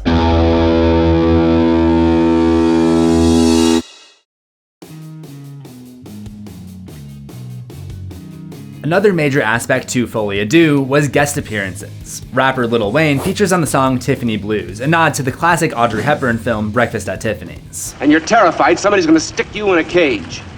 Well, baby, you're already in that cage. You build it yourself. Because no matter where you run, you just end up running into yourself. Set to a funky bass line, the lyrics reference Audrey Hepburn's iconic little black dress from the movie. The song is an ode to being stuck in a rut that doesn't allow you to become the best version of yourself.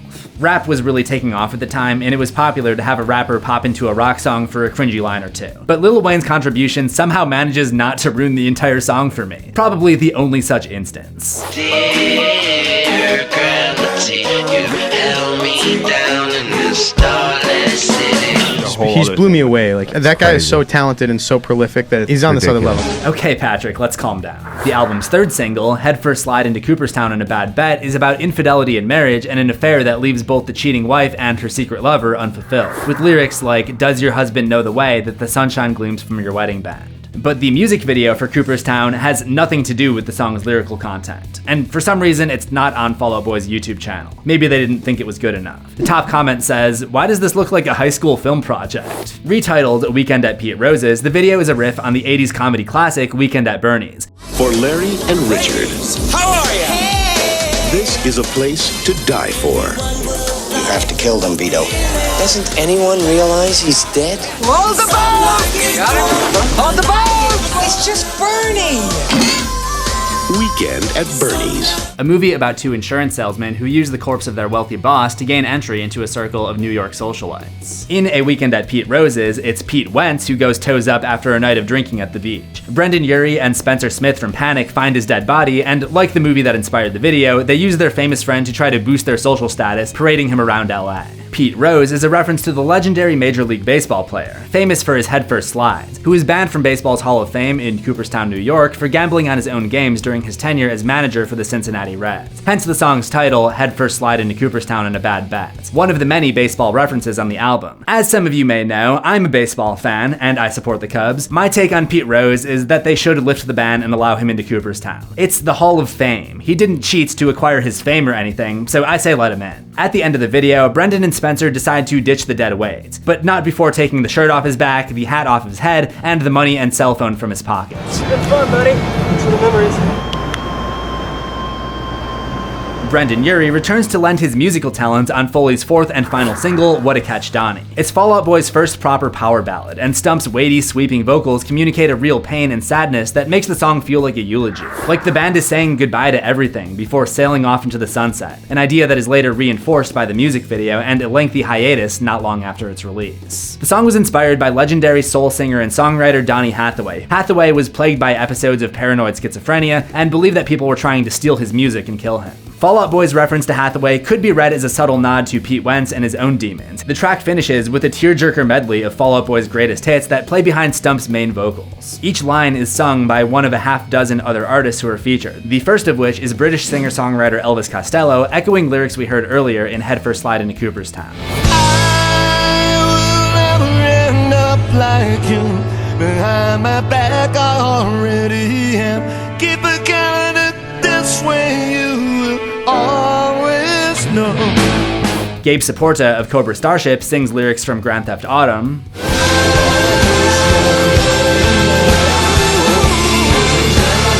Travie McCoy from Gym Class Heroes tackles the refrain from Sugar We're Going Down.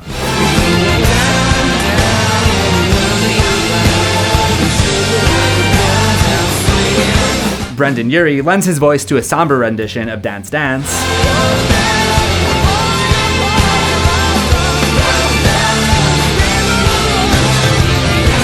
Doug Newman, a manager for Crush Music who manages Fall Out Boy, contributes a line from This Ain't a Scene.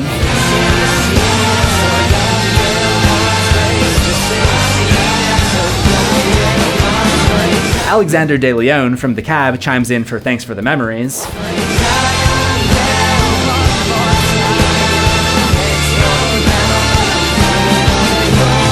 And William Beckett from The Academy Is closes the medley with lyrics from Growing Up off of Evening Out with Your Girlfriend.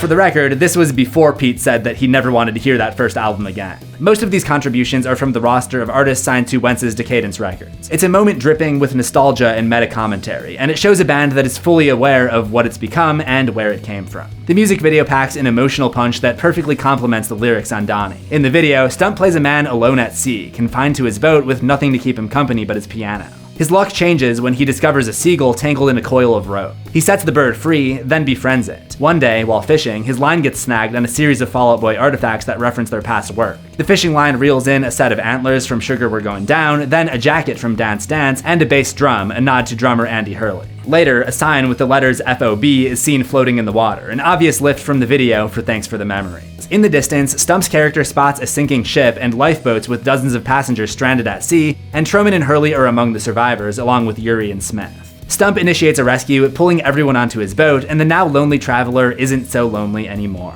Was the rescue a vivid fantasy conjured up by Stump's character? Maybe. Was the shipwreck a metaphor that signaled the end of the era for Stump's band? A band that became drunk on fame and success and found the taste bitter? Most definitely.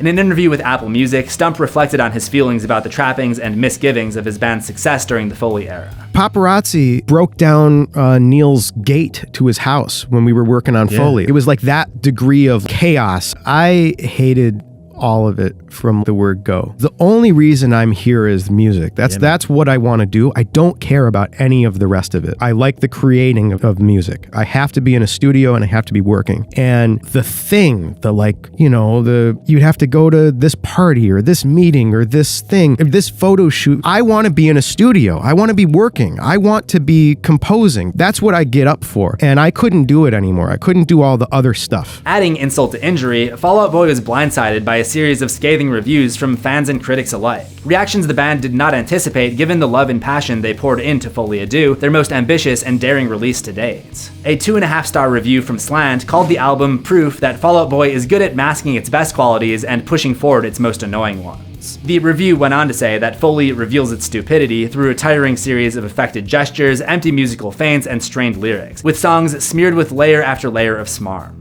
Ouch. Spin wasn't much kinder, saying, potentially tight tunes are roided out with bombastic keyboards, ham-handed guitar overdubs, rigid drumming, and grating compression. If the band could bring themselves to record with anything resembling subtlety, they might win over some skeptics.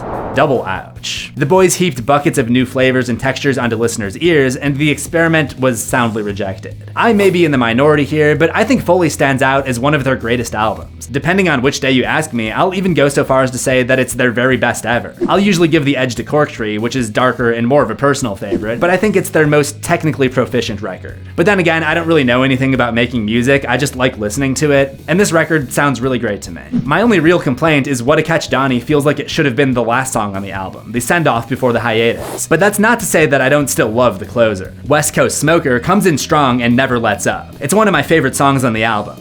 But maybe that's just because I'm a nervous wreck.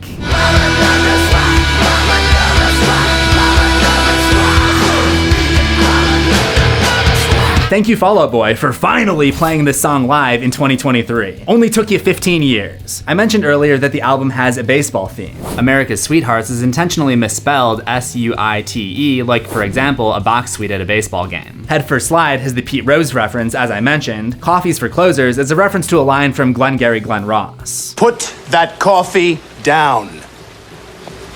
Coffee's for closers only. In the movie, they're closing real estate deals, but you could look at it another way. The last pitcher who comes in during a baseball game is referred to as the closer. What a Catch Donnie may also have a double meaning. What a catch is something you might hear an announcer yell after an impressive grab. 27 is the amount of outs there are in a typical baseball game. $20 nosebleed refers to the really cheap tickets that are so high up that you get a nosebleed from the altitude. And West Coast Smoker refers to a hard-throwing pitcher from the West Coast. Like he's throwing so hard that there's smoke coming off of it. The album cover features someone in a mascot suit that looks like it could be a Chicago Cubs mascot, and the band's hometown is Chicago. Folie Deux translates to madness in pairs, and this album came out on the 100-year anniversary of the Cubs' last World Series at that point. You could say that being a fan was a form of madness, but that would all be redeemed in 2016. What a catch, what a catch. Still, the negative reception to the album really stung for the band, and touring only worsened those sour feelings. So much so that Stump felt compelled to immortalize them in a blog post. Folie Deux was our most critically panned, and audiences openly hated it. It was also our poorest selling major label album, even if one adjusts for the changing music economy. Now, that's not to say that it doesn't have its fans, but at no other point in my professional career was I nearly booed off stages for playing new songs. Touring on Folie was like being the last act of a vaudeville show. We were rotten vegetable targets in clandestine hoodies. The band was hungry for a hard reset. They'd eclipsed their wildest dreams and danced on the sun, but the heat was too harsh. In his memoir, Troman writes, "The damage was done within the band. When it came to touring the album, none of us wanted to share a space with one another or be stuck on the road living in that transient, non-scheduled, come-and-go-as-you-please lifestyle. And the fans revolted against Folie. We had middle fingers thrust towards our faces night after night. Bookending it all were copious backstage fights. What about? I can't totally recall. It was all fueled by burnout. We were burnt out on ourselves, and the world seemed burnt out on us. So we did what anyone would do when they feel not wanted. We went away. On October 4, 2009, less than a year after Folie's release, Fall Out Boy performed at a Blink-182 reunion show in Madison Square Garden, where Pete Wentz declared death to the emo haircuts. Blink bassist Mark Hoppus sat Wentz down in front of a screaming crowd and shaved off the signature locks that became synonymous with the genre that the four-piece from Chicago helped to define.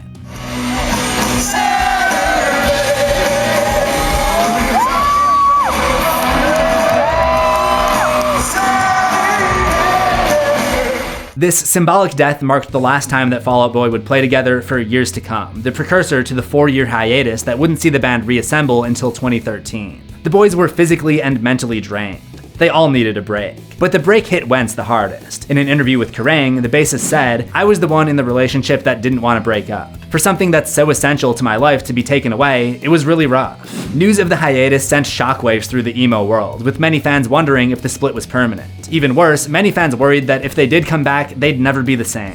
As the speculation was mounting, fans were placated by a small offering to tide them over, a greatest hits album called Believers Never Die. Released in November 2009, the album featured every major label single the band had released up to that point in their career, with 2 new tracks, a cover of Michael Jackson's Beat It with John Mayer, and a song called Alpha Dog, a demo version of the song originally released as part of the Welcome to the New Administration mixtape. The greatest hits album begged a serious question for longtime fans. Was Fall Out Boy sabotaging itself at the height of its powers? It didn't seem like it at the time, but history would later prove that the hiatus was a godsend, exactly what the band needed to pave the way for even greater success.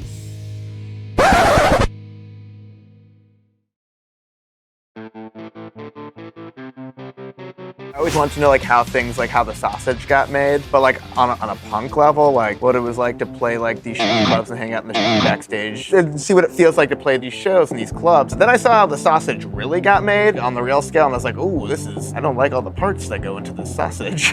This also is not the sausage I eat, but I'm eating it. Oh, I feel very sick.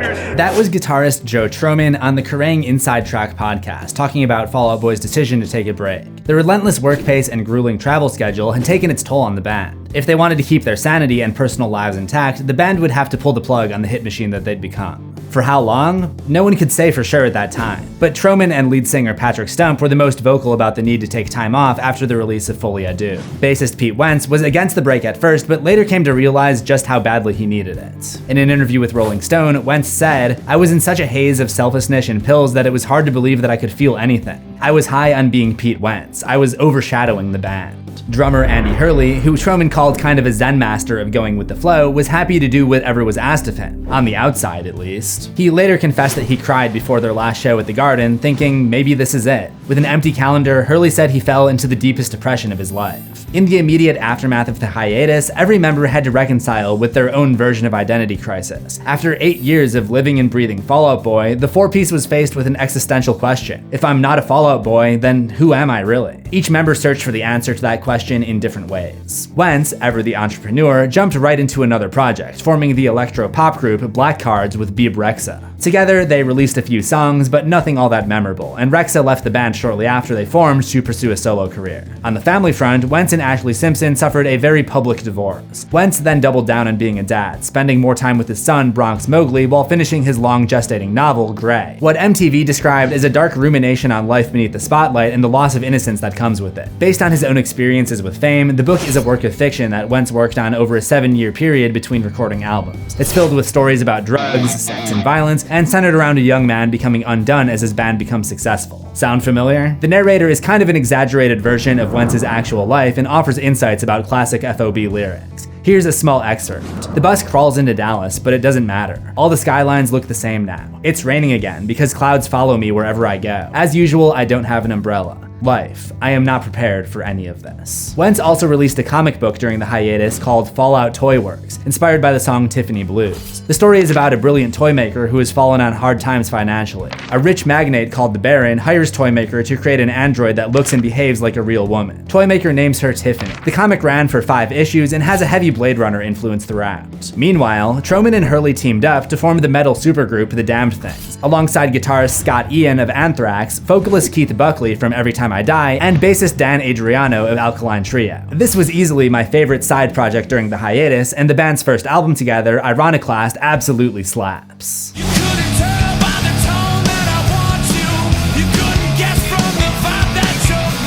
What's so interesting about this grouping is that on paper, Fall Out Boy, Anthrax, Alkaline Trio, and Every Time I Die aren't bands that you'd expect to sound great together. They're all so different. But somehow, all of these clashing ingredients come together to make a delicious metal stew. The album feels like a throwback to classic 70s rock and features Troman writing on nearly every song. Stump also used his time away from FOB to work on new music, a solo album called Soul Punk. The project was a massive undertaking, with Stump playing every single instrument across 11 tracks and the 5 bonus tracks on the deluxe edition himself. The only voice heard on the album is his own. Fans and critics took notice, awarding the album top marks and a spot on several Best of 2011 lists the year of its release. The breakout song, especially for us Chi-Town diehards, was the single This City, a love letter to Chicago. This city, oh, it's my city, oh. The album peaked at number 47 on the Billboard 200 and sold relatively well. But not every FOB fan went along for the ride. Many fans were put off, alienated by this new creative direction, and Stump's new physique, a personal achievement that saw the ex-frontman shed the extra weight that he'd been carrying around. Stump wrote an op-ed in Alternative Press about the backlash, titled "We Liked You Better Fat, Confessions of a Pariah." He writes, "The barrage of 'We liked you better fat,' the threatening letters to my home, the kids that paid for tickets to my solo shows just to tell me how much I sucked without Fall Out Boy, the hate really crushed me." Pouring salt in the wound, Stump also blew his nest egg, spending tons of his own money to make his solo project come to life. And still, he was called a sellout. The blog post compelled Wentz to reach out. He was also in a dark place at the time and identified with his old bandmate's struggle. Together, Wentz and Stump began experimenting with new sounds and concepts. Months went by like this, with many aborted songs never seeing the light of day, until they had a breakthrough, a song called "Where Did the Party Go?"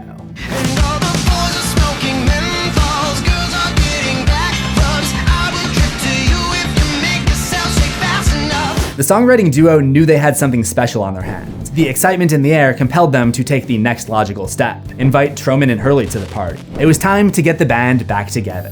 In early 2012, Fall Out Boy held a secret meeting at their manager's house in New York to discuss the future of the band.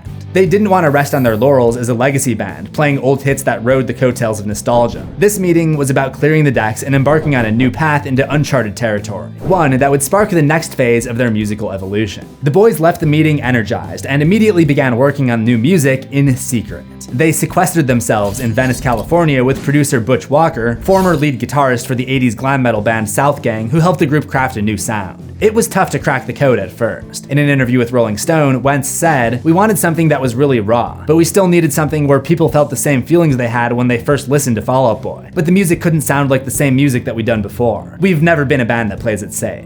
Making matters more difficult, in a way that was ultimately positive, was guitarist Joe Troman and his personal reinvention as a songwriter on par with Wentz and Stump. During his time away from Fall Out Boy, Troman penned most of the songs for his side band, The Damn Things.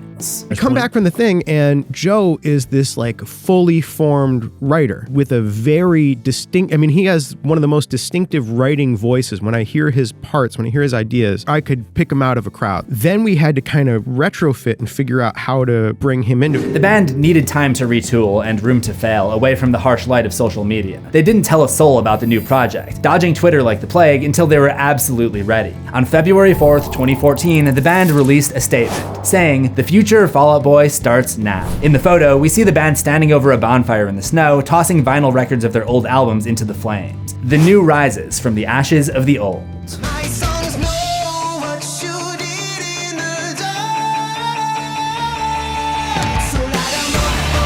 Pretty badass way to announce your return, if you ask me. The post linked to the band's website, where giddy fans, I was one of them, was treated to an official announcement about Fall Out Boy's new single with an overly long song title called "My Songs Know What You Did in the Dark, Light 'Em Up." A new album and a new tour, all in one go. I would like to point out that on January 9th, 2013, I,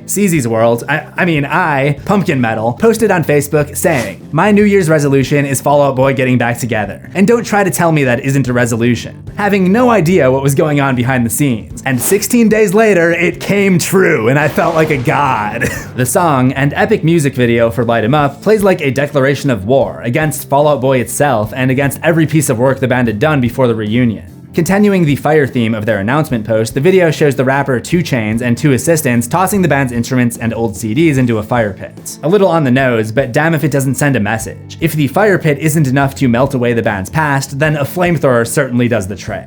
After the fire cleanse is done, 2 Chainz and his helpers open up the back of a black van, revealing all 4 members of the band tied up with bags over their heads. It was pretty insane because This was people's first, I think, reintroduction to Fall Out Boy, and we weren't in the video really. It was like 2 Chainz reintroduced the world to Fall Out Boy. Pretty much. I love how heavy 2 Chainz thought we were. He thought we were like Slayer or something. I didn't have the heart to tell him that we're like this little pop punk band.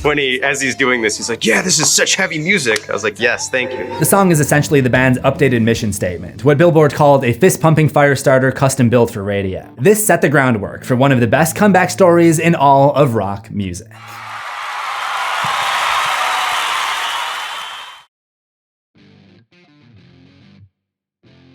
On April 12, 2013, fans got a more complete look at Fall Out Boy's updated mission statement with the release of their long-awaited new album, Save Rock and Roll, an ironic title that was more about how rock and roll saved Fall Out Boy versus any one band taking on the impossible task of rescuing an entire genre of music. The cover sets the tone right away, with a photo of a young punk in jeans and a t-shirt smoking a cigarette and a kid monk in a Buddhist robe standing side by side. A statement was posted to the band's Tumblr page that explained the cover selection. We came across the punk and monk image on the internet, and it really solidified what we were trying to get across with the record. An idea of old and new clashing, tradition and change coming together. That's a fitting descriptor for the album, which cranks the knob on arena rock anthems to max volume and pushed the release to a #1 debut on the Billboard 200. Only this time, that punk DNA was infused with an adrenaline shot of star power, thanks to glittering features by Sir Elton John, Courtney Love, and Big Sean, 3 artists who couldn't be further apart stylistically. But each one was a different marker of legitimacy for a band who once had trouble filling basements in Chicago. The album glides from rock opera power ballads to what sounds like action movie set-piece music, pop punk, and even hints of funk and disco sprinkled throughout. That said, the record is especially lean at just 11 tracks, 41 minutes total, the shortest offering from Fall Out Boy since Take This to Your Grave. So it mostly goes down smoothly as it zips past without giving you much time to lament the tracks that don't work quite as well. And the band's recharged ambition after that long layover is intoxicating. Take Save Rock and Roll's second single, The Phoenix, one of my absolute favorites. It's a cannon blast of a record that opens the album and urges listeners to put on your war paint. These cinematic strings make it feel like you're riding into battle on horseback wielding an axe. Not surprising when you consider that elements from Symphony No. 7 in C minor by Soviet-era Russian composer Dmitri Shostakovich were sampled in the song.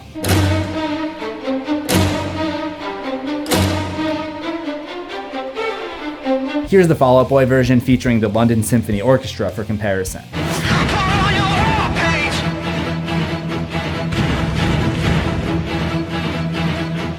This is maybe the most outwardly aggressive, confident Patrick Stump we'd seen yet. After all the flack he caught for the release of his solo passion project, our favorite frontman was understandably coming for everyone's head. The Phoenix is all about Fall Out Boy's rise from the ashes of the burnout that led to their hiatus, hence the obvious title, rebirth and resurrection, shedding its old style in pursuit of a new, more grandiose identity. In this case, grandeur equates to more chart-friendly commercial hit records. And while some pre-hiatus Fall Out Boy fans may have been thrown for a loop by this dramatic shift away from the band's angsty punk guitar riffs, most listeners seem to be on board. The album's next 2 singles were also well received. Alone Together is a song about longing to be alone with someone until the stars burn out, a simple stripped-down pop song designed to worm its way into your head and stay there. Fall Out Boy performed the song at the 2013 Macy's Thanksgiving Day Parade on top of a Teenage Mutant Ninja Turtles float. A bit of an odd pairing if I'm being completely honest, but look at those turtles rocking out.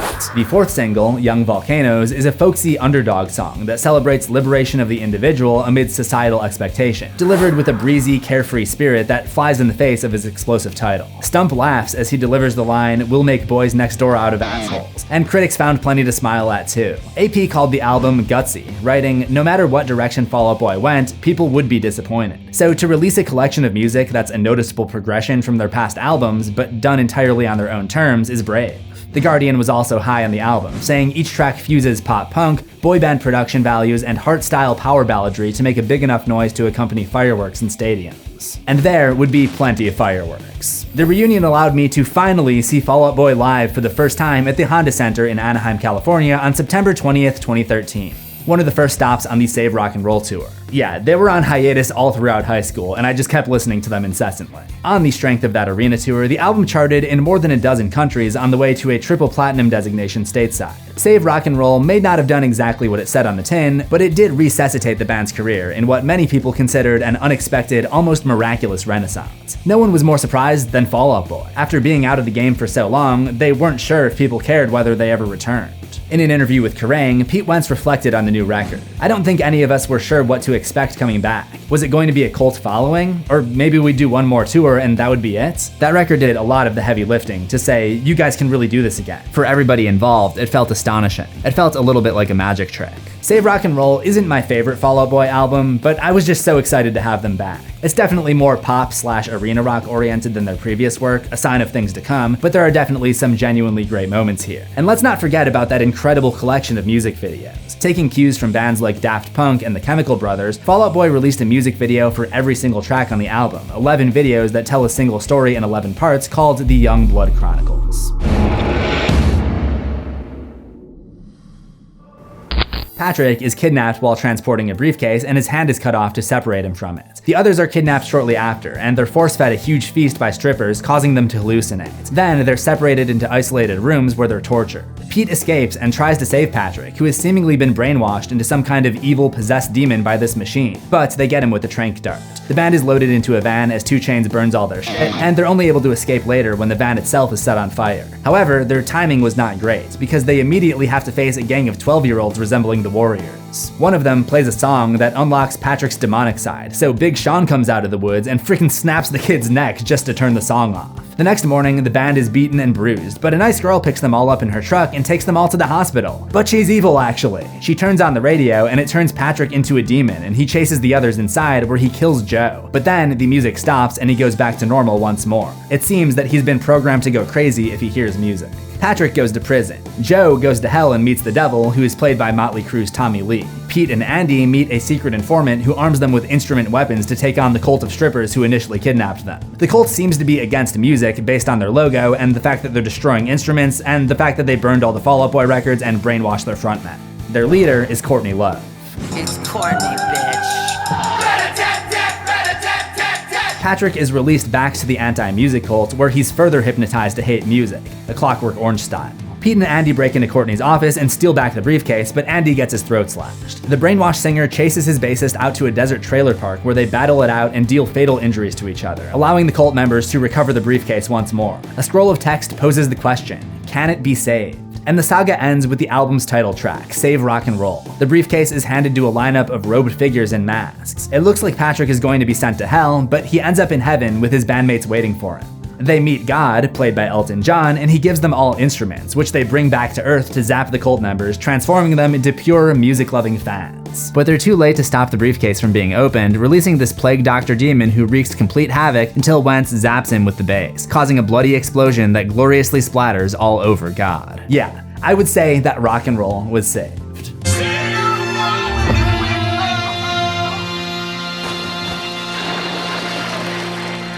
The success of Save Rock and Roll paved the way for my hands-down favorite post-hiatus Fall Out Boy album. There's pretty much nothing that happens in between, so let's just jump right into it.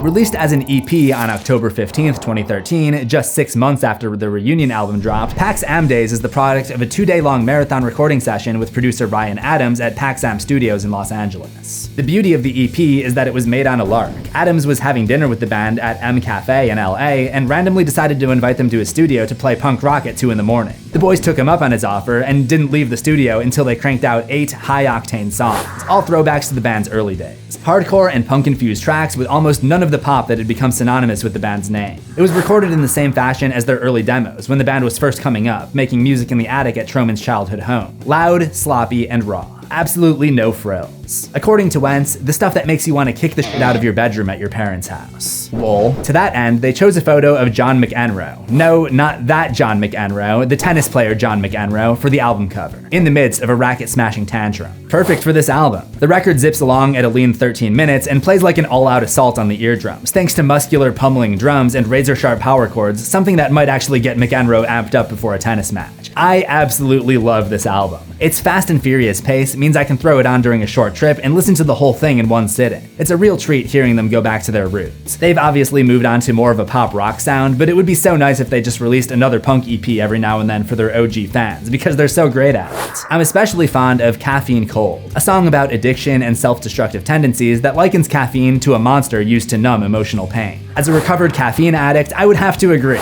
My other favorite, The Art of Keeping Up Disappearances, is a play on words that could be read as a nod to the band's secret recording of Save Rock and Roll. The best of the EP, maybe the single greatest song released since the band's reunion, is the record's lone single, Love, Sex, Death. Stump practically barks every word over heavy guitar riffs that absolutely shred. The music video is equally frantic, with a rapid-fire montage of Fall Out Boy playing the entire album live at the Metro in Wrigleyville on November 29, 2013, cut in with other concert clips. I was home from college for Thanksgiving and got to attend that show, and I am in the video in a blink and you'll miss it moment. However, I cannot find it anymore. It's been 10 years, but I am in there somewhere. The show was incredible, a real gift to the hardcore kids who fell in love with Fall Out Boy when they were still struggling to be heard. The irony is Pax Am Days was a mixtape that almost didn't see the light of day. The four-piece recorded it purely for fun and didn't know what to do with this random creation that they slapped together in a couple days. A record that, in execution and intention, was light years away from the polish and production value of the major label record that they just released. In an interview with MTV, Wentz explained his reservations about the Pax Am project.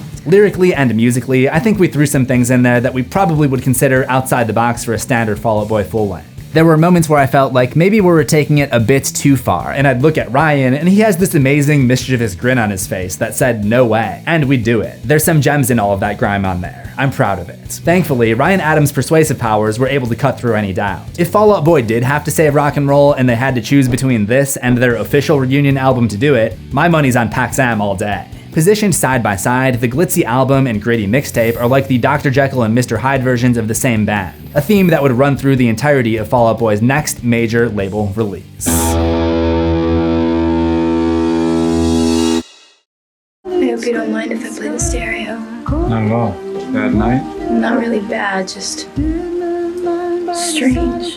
Believe me, it couldn't possibly be any stranger than mine. Why isn't it possible? It's just not. Why not, you stupid bastard? After more than a decade's worth of material that riffs on famous movies, both in the titles of songs and cheeky asides in the lyrics, Fall Out Boy built an entire album's thematic engine around two characters at opposite ends of the cinematic spectrum, Lester Burnham and Patrick Bateman. She's an American beauty.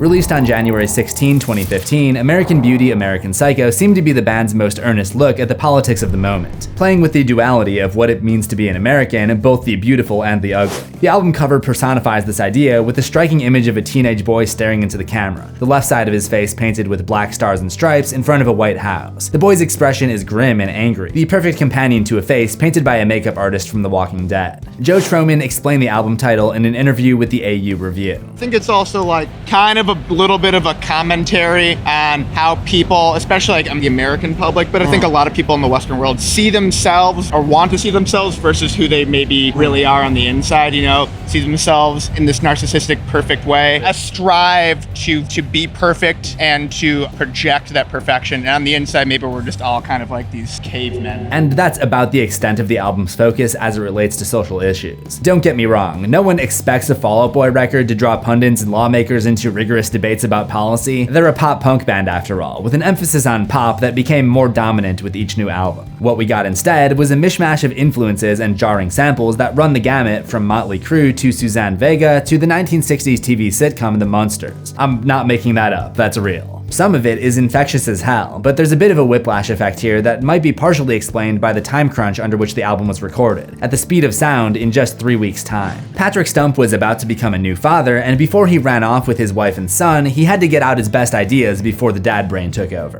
A majority of the album's lyrics were written in between sets on the Moment Tour with Paramore in 2014. Stump's goal was to make a cohesive album where every track felt like it was a part of the greater whole, an album that knew exactly what it was. I'm not sure if he entirely succeeded on that front. band, or if the identity that they settled on is one that most fans want to see reinforced on future projects. But it certainly rings true across the album's 5 smash singles, which helped push the release to another #1 debut on the Billboard 200, the band's 3rd #1 album, and another platinum certification. The first single, Centuries, seems to want to capture that stadium rock appeal that made My Songs Know What You Did in the Dark such a success 2 years earlier. And when I say stadium rock appeal, I mean these songs are literally being played at sporting events. Its main chorus samples the 1981 hit Tom's Diner from Suzanne Vega, and it's not even a little bit subtle about it.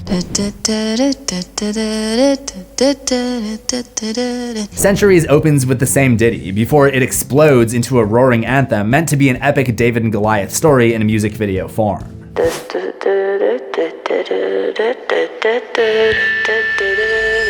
The music video matches the song's over-the-top energy and makes the David and Goliath story literal, with the group playing gladiators in ancient Rome. Before they go into battle between the walls of the Colosseum, a strange man in a cloak gives each band member an item. Stump and Hurley get cords of rope, Troman is given a piece of cloth, and Wentz gets a small stone. Once inside the arena, they're forced to do battle with a gigantic ogre of a man who easily hands each band member their asses in front of a rabid crowd. With the exception of Hurley, who I think might actually hold his own pretty well in a scrap. The guy is obsessed with CrossFit. The guys get wrecked trying to take on the giant individually, but they regroup and decide that they're stronger together than they are apart. They combine all the items they received before the fight and construct a slingshot. Wentz adds the stone and whips it at the giant's head, which pierces his skull and kills him instantly. After the giant falls, the man that supplied the pieces to build the slingshot removes his cloak, revealing himself as a literal angel. But the band can't enjoy victory for long. The video ends with a cameo appearance by rapper Rick Ross, who enters the arena as the next combatant. In an interview with MTV, Wentz said that the song is a metaphor about Fall Out Boy itself. It is us passing along the story of how we feel right before we step on stage, trading feeling small and human for all of the sweat and grit and sheer power of belief that it takes to stare down a giant. I appreciate the message, but personally, I feel like the song was trying way too hard for my taste. They really want you to remember that chorus for centuries, or at least long enough to make it a smash hit on the radio. It gets a little repetitive. They even added in the sounds of a crowd clapping to make sure that we know that this is supposed to be played at sporting events, which it was, as the official anthem of ESPN's college football playoff coverage.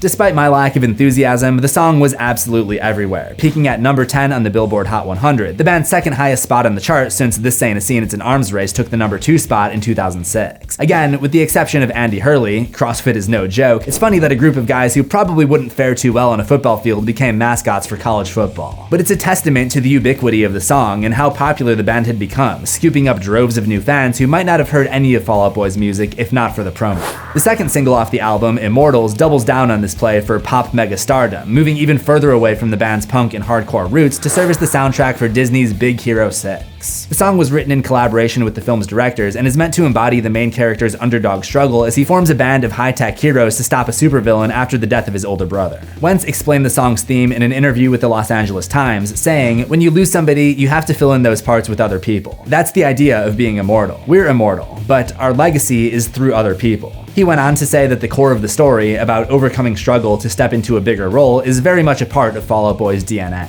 The song helped Big Hero 6 cross the $600 million mark in box office receipts worldwide, but some music critics blasted FOB's contribution as a half-assed effort to write pop music, what Under the Gun Review called a phoned-in record that sacrifices sound for sales. If the album's next 3 singles were any indication, the band didn't hear or care about the backlash, or the perception that this album was engineered purely for commercial radio.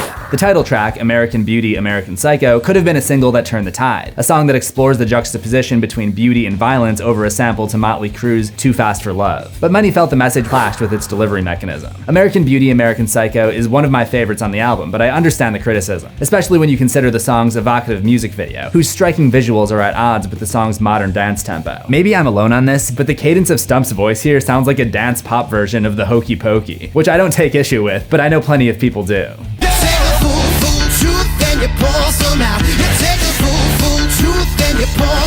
That's what it's all about. The video, when viewed with the sound off, tells a gripping story using the same boy with the painted face from the album cover. In the video, the boy is mentally disturbed, about to smash a music box with a sledgehammer. He stops when the ballerina inside the box becomes a real woman. The boy runs and hides while the ballerina is surrounded and attacked by a circle of mean-mugging thugs in tank tops and tattoos, a metaphor for the boy's emotions. This American Beauty destroys the pack of psychos with a flurry of snapping kicks and punishing pirouettes. Each new blow harms the boy in the face paint until he he dies. The video ends with Fall Out Boy members dragging away the Psycho's fallen bodies, dressed in coveralls like cleaners at a crime scene. If you were looking for a music video that actually takes off on the movie American Psycho, then you'll have to watch my Ice Nine Kills band history. The next single, Uma Thurman, is another nostalgic riff on pop culture, a song inspired by Uma's dance in the Quentin Tarantino gangster film Pulp Fiction, with a surfy guitar lick taken from the Munsters TV show.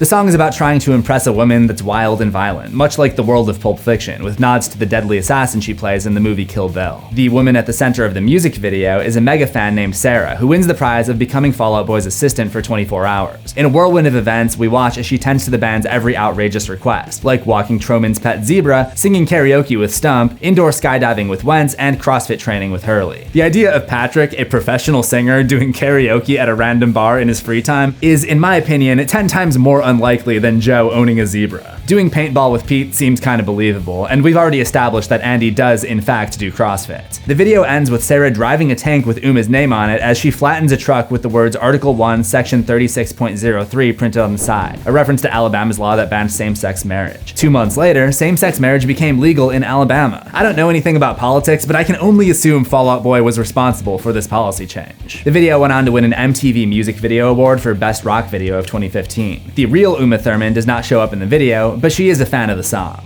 I'm so flattered. They were really sweet. They actually contacted me before they put the song out to ask me if I was okay with it. And I was like, sure. It was very unbelievably polite and gracious of them. So sweet. I'm so happy for their big success. The last single off the album, Irresistible, has a lot of hip-hop influence. It won over plenty of new FOB converts who'd only been following the band post-reunion, while rankling Day One fans who were turned off by the song's emphasis on choruses over verses. Stump sings about a toxic romance in which the narrator professes to love the way that his toxic partner tears his heart out of his chest. On Fall Out Boy's website, Wentz compared the song to the doomed relationship between Sex Pistols bassist Sid Vicious and his girlfriend Nancy Spungen. When I think of Irresistible, it brings this image to my head, of Sid and Nancy in an alley, garbage raining down on them in an eternal spiral of romance and poison. Sometimes it's not hard to love what can hurt us most. Just like American Beauty, American Psycho, the album's title track, the music videos for Irresistible clash with the song's somber theme. Yes, that was a plural, music videos. There are 3 of them for some reason. The first takes the band to the basketball court in a game of street ball, and they lose 96-1 as fans go crazy for them anyways. The second video takes cues from NSYNC's smash hit, It's Gonna Be Me. Fall Out Boy taps Demi Lovato to lend her voice on a new version of the track.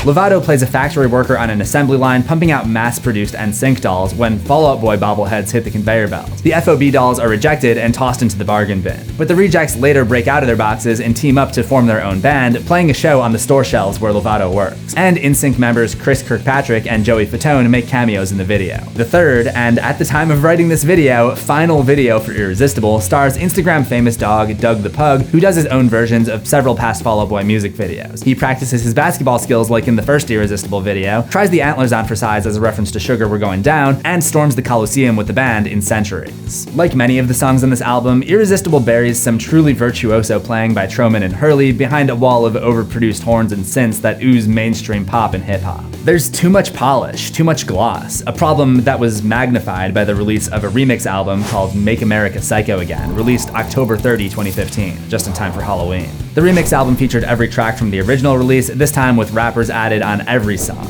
Wiz Khalifa, Joey Badass, and Black Thought are featured among the guest stars. As you can imagine, this didn't do much to change my opinion of the album. It actually underscored everything that I didn't like about it the first time around. This overemphasis on pop and hip-hop felt like the band was just riding trends to reach a wider audience. All the millennial, radio-friendly anthems come off as annoying, and they rarely feel very rock and roll or very punk. I'm also not a huge fan of this trend that they helped popularize, of relying on recognizable samples from other music to give the listener a sense of familiarity on first listen. It's like going to a concert and hearing a cover song. I paid to hear Fall Out Boy, not the Munsters, Motley Crue, and Sun Lux. It feels like there's no raw emotional truth here, no real sting or pain of vulnerability to make my ears perk up or make my adrenaline spike. One of the few songs that managed to impress me was Twin Skeletons' Hotel in NYC, a dark love song that closes out the album, what Wentz described as the light switch turned off in the room. He went on to say this about the song's meaning. "The world doesn't make sense to me, but I'd rather it not make sense when I'm lying next to you. We are, at the end of the day, just chemicals. But maybe mine make more sense with yours than anyone else." The twin skeletons motif echoes the cover art from Fall Out Boy's greatest hits album, Believers Never Die. Some fans say the song was inspired by Megan Camper, Wentz's longtime girlfriend. They met after his split from Ashley Simpson and now have 2 children together. Others believe the line from the chorus, "There's a hotel room in New York City that shares our fate and deserves our pity," is a reference to his ex-wife. During an interview with Howard Stern back in 2008, Wentz said that the first time he and Simpson had ever been intimate was in the Soho Grand Hotel in New York. Given the fate of that relationship, maybe the pity felt by the narrator was inspired by Pete Wentz's real-life divorce from the mother of his first child.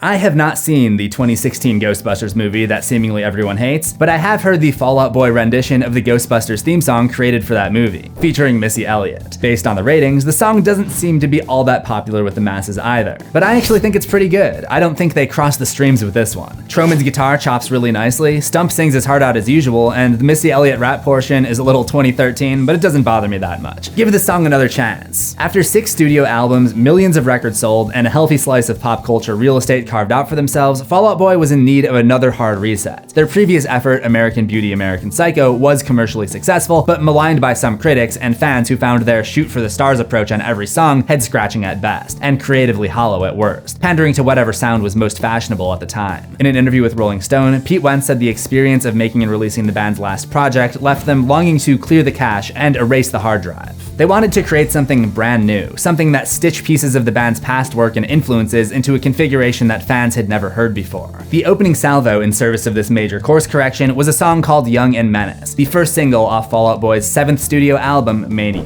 And from the cover art alone, it was clear that fans were in for a radical departure from anything that the band had pumped out in the previous decade and a half. The neon purple, almost psychedelic wave. Released on April 27, 2017, nearly 5 months before the album's planned release date of September 15, Young and Menace was accompanied by a music video, we'll get to that in a minute, and a cryptic handwritten note explaining the song's meaning. It reads, "The gentle pull of a tide that rolls over and over again, by the sheer nature of its essence, will become an indestructible will, ripping out sand, eroding what was before it without a care. A transformational monster becoming the madness frenzy of a truly bulletproof wave. I'm not just here for your love, I'm here for all of the love. We are living inside of mania right now, the never sleeping, never blinking, caught forever in the sunshine riptide." The note was signed PW, but these abstract musings about transformational monsters absolutely scream Pete Wentz from the rafters without him ever having to write a single letter of his name. Fans were primed for the unexpected, which is exactly what we got with Young and Menace.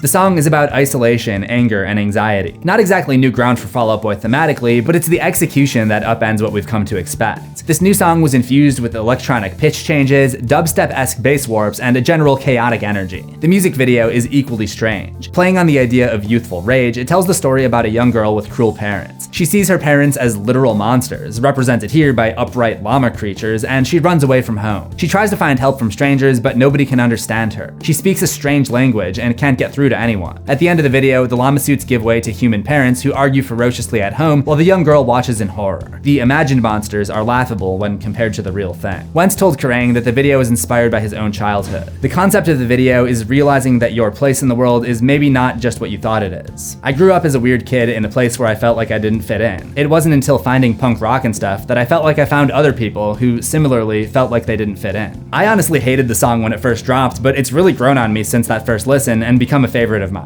I think part of the reason why I had such strong feelings about it was just how wildly different it was from everything I'd grown to love about Fall Out Boy. Thankfully, there was still a lot of runway ahead before the full album would see the light of day, during which time there would be 4 more singles. The next single, Champion, dialed back that synthetic space synth energy and gave us more of what Fall Out Boy had been known for since their comeback. An arena rock empowerment anthem seemingly designed to be blasted during sporting events. I mean, it's called Champion. They knew exactly what they were doing here. Your mileage may vary depending on which side of the pre-hiatus, post post-reunion divide your fandom falls on. It's basically Centuries 2.0, but Patrick Stump's stellar voice is as reliable as ever in what feels like a pretty blatant play at compelling lightning to strike twice, which is most likely why famous songbird Sia was hired to co-write the song. The music video shows a series of vignettes of someone living out their dreams by the way of VR headsets. It's a VR experience within a VR experience within a VR experience. The video ends with a high school garage band rocking out before the headset comes off, revealing Pete Wentz and the rest of his Fall Out Boy bandmates. They're headed on stage to perform when we get thrown one more twist. Wentz is actually Jaden Smith. He removes the headset and smashes it to hell with a baseball bat, having come to the realization that living your own life and not the fantasy of someone else is the best way forward. The scatterbrained multiple personality conceit of the video may be a reference to Wentz's battle with bipolar disorder and his struggles to keep it under control. There's no firm confirmation on that, it's just a theory. But Wentz was very open about the inspiration for the song that preceded the video, the 1984 film The Never-Ending Story, which is about a young boy tasked with saving a magical realm from his storybook and the pressure that comes with that. To promote the song and the upcoming album, the band sent out trophies and personalized notes to select fans, declaring each giftee a champion. The gesture also helped to soften the blow when Patrick Stump released a statement on Instagram that announced a revised album release date, January 19th, 2018. In the meantime, the album's third single, The Last of the Real Ones, was released. This song is a piano-driven love letter to a real one, a woman that reveals all of herself with nothing held back. The song feels more lighthearted and less intense than the previous two singles, thanks in large part to Stump's Piano Man routine, which sounds like it would be right at home on Save Rock and Roll. The music video brings back Frosty and Royal T, the two llamas from Young and Menace. This time, the duo teams up to pull off a murder in the middle of the desert. They've kidnapped Pete Wentz and have him tied up and gagged in the back of a trunk. After setting fire to a jacket, they proceed to stab Wentz to death with a shovel before burying the body. What this has to do with the song, I have no idea, but it's almost a shot-for-shot remake of the video for Flashing Lights by rapper Kanye West, but with llamas instead of a stripper. I sincerely apologize for reminding you about the existence of Kanye West. Last of the Real Ones and its bizarre snuff film of a music video debuted the same week the full album was originally slated for release and kicked off a 20-date North American MANIA tour on October 20, 2017. To sweeten the pot just before the band hit the road, Fall Out Boy sang Take Me Out to the Ball Game at Wrigley Field, decked out in Cubs gear during the 7th inning stretch of a regular season game. Wentz grew up watching baseball games at Wrigley with his dad. Award-winning rock band Fall Out Boy. Chicago, it's good to be home. All right, Cubs fans, let me hear you. A 1, a 2, a 3. Take me out to the ball game. Take me out to the crowd. That would be a dream of mine, by the way. Make sure you subscribe to help make that happen. In any event, Fall Out Boy did a much better job than some other rock stars, like Ozzy Osbourne. Let's go out to the ball game. Let's go out to the The band performed a show later that night in Chicago at House of Blues. I was living in LA by this time though. My first real brush with Mania was a show at the Forum in Inglewood, California on November 17, 2017. Jaden Smith, who made the cameo in the video for Champion, opened for Fall Out Boy in front of a sellout crowd. One of the many newer songs that they played that night included Hold Me Tight or Don't, another hard sonic pivot that allowed the group to flex new muscles, this time using a tropical rhythm tinged with hints of reggae over castanets and steel drums. In the song, the narrator confesses that he has a hard time feeling emotions, and so he pines for an old lover who is the only person that ever made him feel anything real. The music video leans into the song's Latin flavor with scenes of the band performing at a Mexican festival for Dia de los Muertos, the Day of the Dead. The elaborate costuming and vivid color palette are perfect complements to the subplot involving two lost lovers separated by life and death, trying to find each other in a crowd of revelers. It's honestly a really stunning video, and it especially stands out from all of the other more jokey videos that the band had released as of late. The llamas still do make an appearance, but somehow it feels kind of organic. Wentz explained the song's genesis in an interview with Billboard. We're listening to a lot more music happening worldwide. The thing I love about the globalization of music is that I'm listening to beats that this kid in Lagos made. That would have never happened before. The global influence is absent from the album's final single, Wilson, Expensive Mistakes, a reference to Tom Hanks' imaginary volleyball friend Wilson from the movie Castaway. But the song tackles the global influence of Fall Out Boy itself and how their popularity has forced the band to bend itself into an odd shape trying to fit in, trying to be everything to everyone and failing. On the chorus, Stump sings, "There's nothing more cruel than being loved by everybody." The song also references the famous misfit Wednesday Addams from the Addams Family with the line, "I'll stop wearing black when they make a darker color." Patrick, you have once again captured my thoughts perfectly. The music video pokes fun at the band's most iconic moments with a goofy parody of the Home Shopping Network. It's essentially an Easter egg hunt that references much of the band's work, past and present, with in-jokes and a tongue planted firmly in cheek. There's a severed hand from the Young Blood Chronicles, a fedora worn by Stump on the side of the Irresistible remix, a snare bow from A Little Less 16 Candles, a replica of the Wilson volleyball from Castaway, this time with a purple face and a purple skull from Hold Me Tight or Don't, and of course, the llamas. Quick side note, the llamas that featured heavily on nearly every Mania-era piece of promotion were subject to a major lawsuit. The stuffed animal company that created the llamas, Furry Puppet Studio, sued Fall Out Boy claiming that they were owed millions of dollars because the band was only cleared to use them for the Young and Menace video and nowhere else. The lawsuit was later dropped, ending the llama drama for good. Maybe that's why the llamas were not present for the next video. On January 18th, 2018, they released a music video for the song Church, which features the band playing in a church while this guy and his girlfriend are hunted by a man in a white suit and his lackeys. I'm not sure if this is her dad or her ex-boyfriend, but they do end up killing the main character in a sequence that reminds me a lot of that sequence from Candyman Farewell to the Flesh.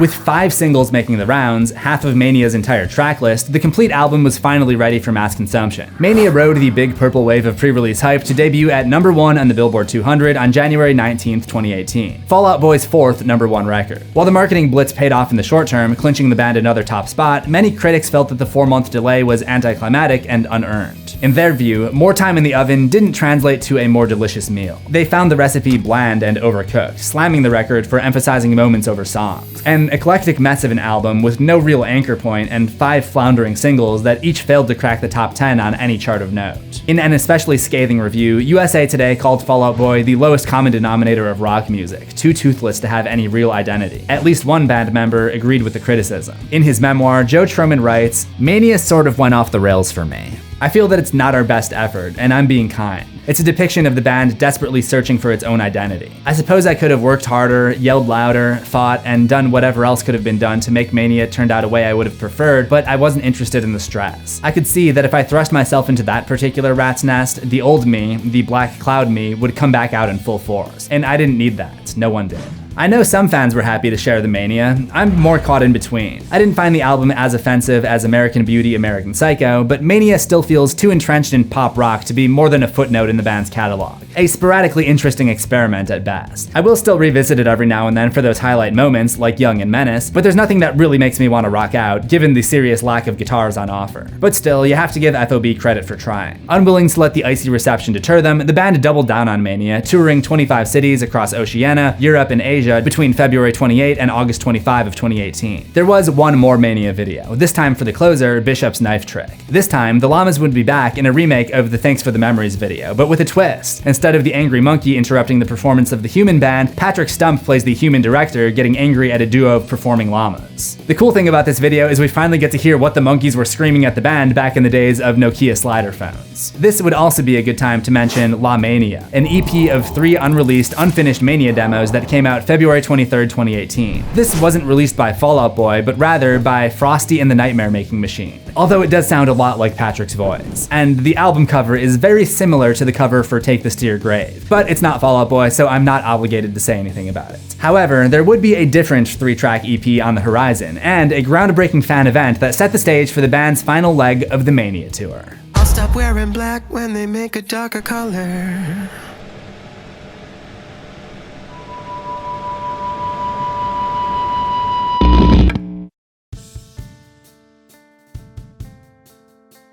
Fall Out Boy returned to North America on August 29, 2018 to finish the 6th and final leg of their globe-trotting Mania tour, 29 American cities in 6 weeks. But the most important date on the calendar was September 8, when the band was set to return to Chicago. Performing in front of their hometown crowd was always a big deal, but this show was different, what Pete Wentz called their biggest homecoming yet. It was the first time the kids from the Windy City suburbs would play a stadium show at Wrigley Field. In the lead up to this monumental return, the band released the Lake Effect Kid EP, a 3-track love letter to Chicago that doubled as an abridged career retrospective.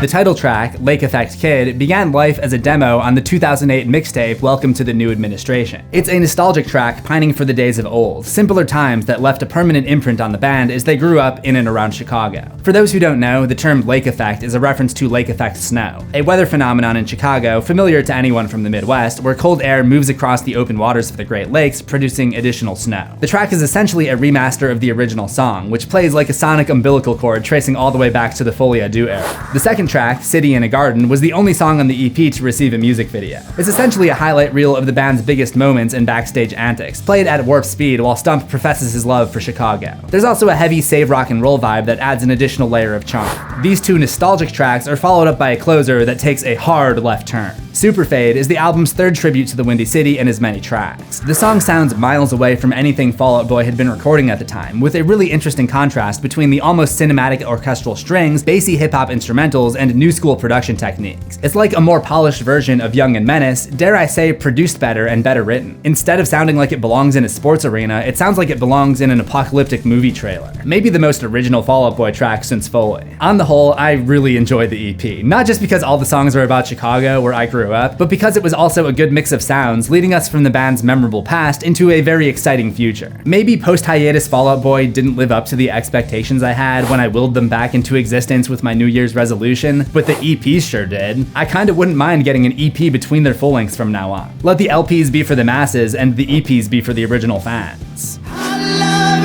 you, Chicago. To promote Lake Effect Kid and the headlining gig at Wrigley, Fall Out Boy unleashed the Mania Experience, a pop-up shop in Chicago created in collaboration with dozens of local artists to bring the Mania album to life with basically a bunch of photo ops. You can even go down the famous Mania Hall from the album cover. I've always wanted to go down the Mania Hall. FOB Mania was here to stay, and the band wasted no time furthering their reach. It started when Pete Wentz cameoed in a Weezer video where he played Rivers Cuomo playing an Uber driver. He's credited as Rivers Wentz, but a bigger announcement involving the two bands was yet to come. On September 10, 2019, the quartet shared a major announcement that sent shockwaves through the industry. Fall Out Boy was partnering with pop-punk gods Green Day and Weezer to form a three-headed monster coming to an arena near you, a co-headlining concert called the Hella Mega Tour. The poster shows a fire-breathing, guitar-shredding unicorn the size of a skyscraper. And even if this creature did exist, it still wouldn't be talked about as much as this legendary tour lineup. Pete Wentz, Billy Joe Armstrong, and Rivers Cuomo made a stop at Apple Music to discuss the tour. Green Day, Fall Out Boy, and Weezer all hitting the road, all with new music, all simultaneous and all happening. So whose idea was that? It's kind of a Green Day idea. We talked about how we really wanted to do stadiums and do something that was kind of like throwback to like Monsters of Rock tour. And we're stoked. I think that like the world is moving in kind of one direction in an obvious way, you know, or whatever. And I think that this tour represents counter programming to that. And it's awesome to like take part in that. On the same day as the announcement, all three bands released new music. Fall Out Boy debuted a new single with rapper Wyclef Jean called Dear Future Self, Hands Up, and revealed plans to drop another greatest hits album, Believers Never Die Volume 2, which hit store shelves November 15th, 2019. The Hella Mega Tour was to kick off in March of 2020. Only the world had other plans, namely the COVID-19 pandemic, which silenced nearly every live music event on the planet and forced these three legendary bands to go dark while the virus ran its course. That Hella Mega ticket sat in my account for nearly 2 years. It was actually my first concert back after 23 long months with no live music. On September 3rd, 2021, three of my favorite bands performed at Dodger Stadium in Los Angeles, but it was absolutely worth the wait. And many of you apparently saw me on the Jumbotron when I snuck into the pit during Weezer. And at 5 hours plus, the show gave me more than my fill. I was surprised by just how well Fall Out Boy held their own, smashed between two of the most legendary names in the genre. It was crazy to see a 42-year-old Pete Wentz jumping around like he was 24. The Hella Mega Tour reignited my Fall Out Boy fandom, taking me back to the excitement of their pre-hiatus days. Perhaps spending more time with the likes of Green Day and Weezer and less time with the likes of Jaden Smith and 2 Chainz would have a positive effect on the band's output. The result would become known to the world nearly 20 years after their breakout album.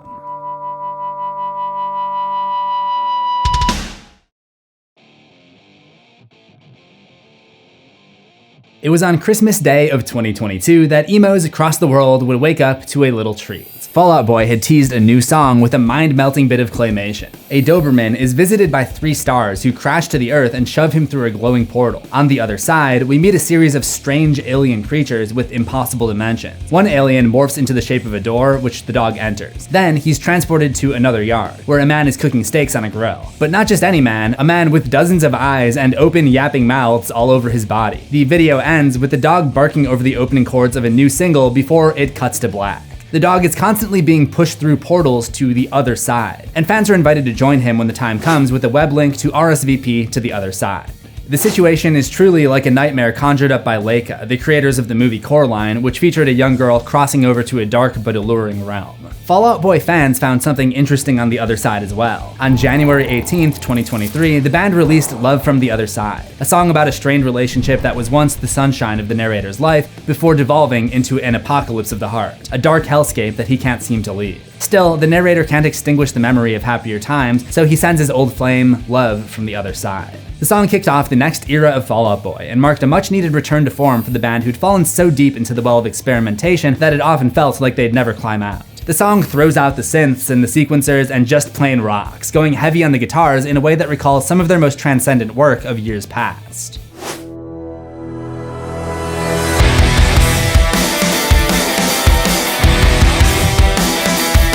It was great to hear the guitars again. After being absent for long stretches on Mania, I'd had my own apocalypse of the heart. But hearing this single immediately reminded me of the Infinity on High era, a sound that made fans everywhere rejoice. Just hours after the track's release, the band performed Love from the Other Side on Jimmy Kimmel Live.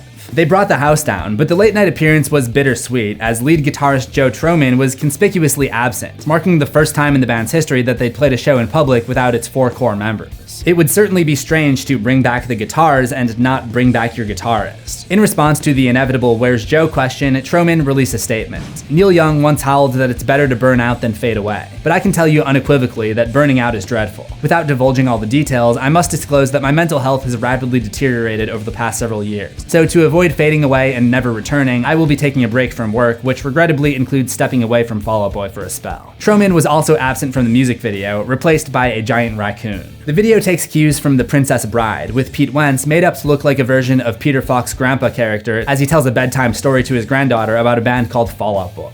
He cracks open a dusty old book, transporting us to the world inside its pages, where the band performs in a village called Winnetka Land, named after a small town in Illinois where Joe is from. They dream of seeing the world beyond their town, but they're captured by wolves who hate their music and held captive with medieval torture devices. The band is set free by a maiden and placed on a raft headed to the big city, but cannonball fire from an enemy ship sinks the raft. They wash up on Emo Island, where they're attacked by animals with glowing red eyes. A tribe of goth girls comes to the rescue, bursting the creatures' heads with guitar laser beams. One of the girls gives Wentz a yin-yang face medallion, the newest Fall Out Boy logo, and sends the band on their way. The 4-piece sails to the big city, where they do battle with a broadsword-wielding wolf. Using the power of their music, they fry the enemy with electric beams shot from their instruments. After this fairy tale ending, the book is closed and the video ends with the reveal of the yin-yang medallion hanging from the neck of Grandpa Pete as he tucks in his sleeping granddaughter. This one is just bursting with imagination, and it works surprisingly well with this absolute banger of a song, which soared to the top of Billboard's alternative airplay chart, their first #1 on the chart ever. Even Sugar We're Going Down only peaked at #3. There's also some great Easter eggs thrown in, like the book titles on the shelf at the start of the video, which merge literary classics with emo band names, like Good Charlotte's Web, Crime and Punishment at the Disco, Catch 182, and my favorite, The Weezer of Oz. Love from the Other Side was the perfect table setter for the band's 8th studio album, So Much For Stardust, slated for release on March 24th, 2023. I guess that explains the star characters sprinkling their magic stardust on the Doberman from the Claymation video. The dog also makes a return appearance on the album cover, only this time it's a live-action photo of the real dog that inspired the video. His name is Blitz, and he lives in Vegas. But why the dog? The best theory I've come across was posited by Tommy McPhail from the Bad Habits collection, a group of FOB superfans from Atlanta. McPhail's theory is that the juxtaposition of the dog and the bubbles displays the epitome of boundless joy and simplified bliss amongst chaos, an idea that actually works really nicely with the themes expressed on the album. It's also very similar to Weezer's motivation for using this photo on the cover of their 2009 album Ratitude. Rick Springfield's Working Class Dog is another good dog album cover if you are looking for more. But was Love on the Other Side an accurate example of what to expect on the album? Or would the other side be like Coraline's Otherworld, appealing at first glance, but ultimately empty and hollow? The band's reunion with Neil Avrin, producer of the 3 biggest and best FOB records from Under the Cork Tree, Infinity on High, and Folie, Deux, was a good sign. In an interview with Kerrang, Andy Hurley explained Avrin's return. We wanted to take the lessons that we'd learned and the powers that we'd gained and go back to a truly singular focus and dedication. In another splash of nostalgia, the new album also marked the band's first release through Fueled by Ramen since Take This to Your Grave. Their deal with Island Records was completed with the release of MANIA, and the band wanted to switch up their formula, or rather, get back in touch with the original recipe that launched their career. In an interview with Variety, Wentz said, "Our band has been an ongoing art project for 20 years, and we know there have been many inception points along that journey. We wanted to create an album that merged those points together, something new but carved from our foundation. COVID-19 also lit a fire under the band to create something new, particularly Stump, who was horrified by the rising death toll in the early months of the pandemic and the tragic loss of Adam Schlesinger, a founding member of the New York City rock band Fountains of Wayne. It hit me really hard when Adam died. I never met him, but we had a lot of friends in common, so his death made the pandemic so real. It was the sudden realization that, oh, we can die now. If I died tomorrow, what's the record I would want to leave behind? MANIA was not the one. I like that album, but I was not happy with that being my definitive statement. It's where the vision for So Much for Stardust came from. Meditations on morality and the passage of time, mixed with a kind of working nihilism, are sprinkled all throughout the band's next two singles. Heartbreak Feels So Good, a song about accepting the sting of romantic loss and learning to grow from it, was teased with a riff on Nicole Kidman's famous AMC intro about the joy of seeing a movie in theaters. Heartbreak feels good in a place like this.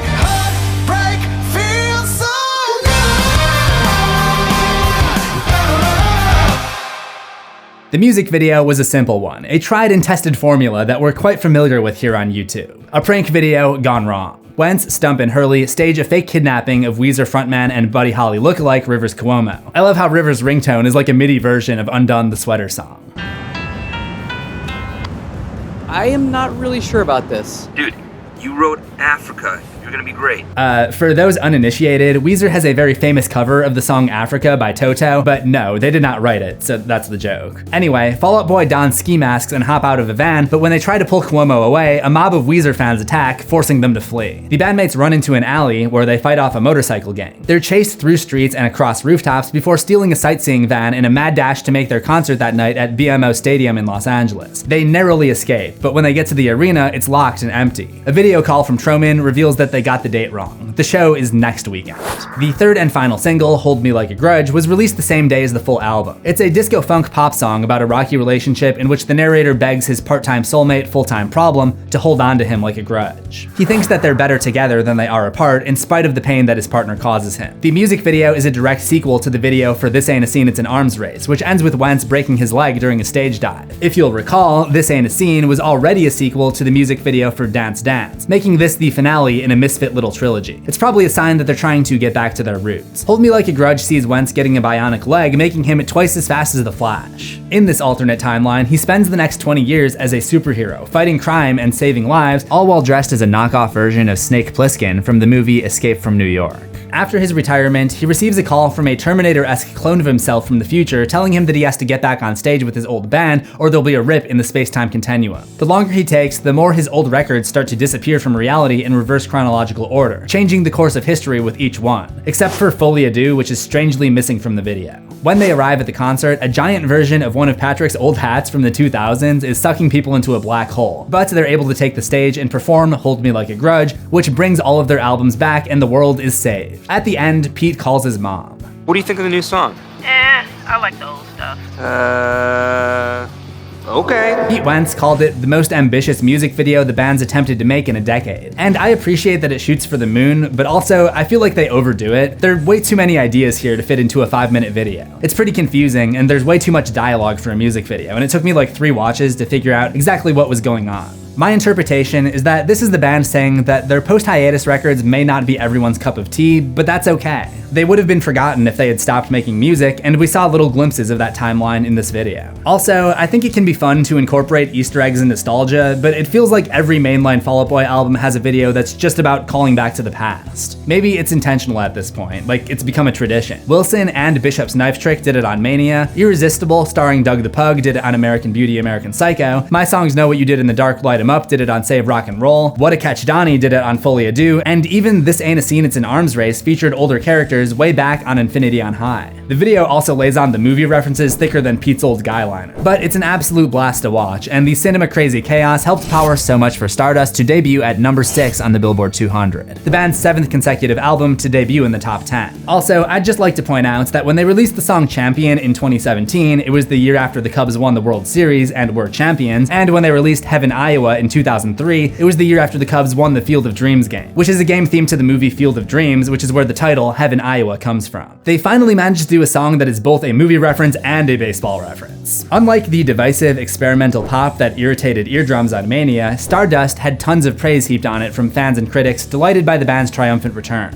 DIY said the album exudes charm and euphoria. Exclaim called it Fall Out Boy's best album in 15 years. And Rolling Stone said the album showcases a type of bold, incisive, emotional theatricality that places them among rock's most endearing misfits. I was stoked about Love from the Other Side when it first dropped. It sounded like something that could have been on Infinity on High. And while a lot of people thought the album finally bridged the gap between Fall Out Boy's past and present, I have kind of flip-flopped back and forth on it. A lot of it feels like pretty standard pop rock, more or less exactly what we already got from the last few full-length albums. But a lot of it sounds like a step back in the right direction, an evolution of the band's glory days. Although it lacks a certain darkness that the pre-Hiatus albums had. It somehow feels a little bit long to me, although it is 48 minutes, the exact length of Infinity on High. I feel like it would be just a little bit tighter if it were just the 10 best tracks.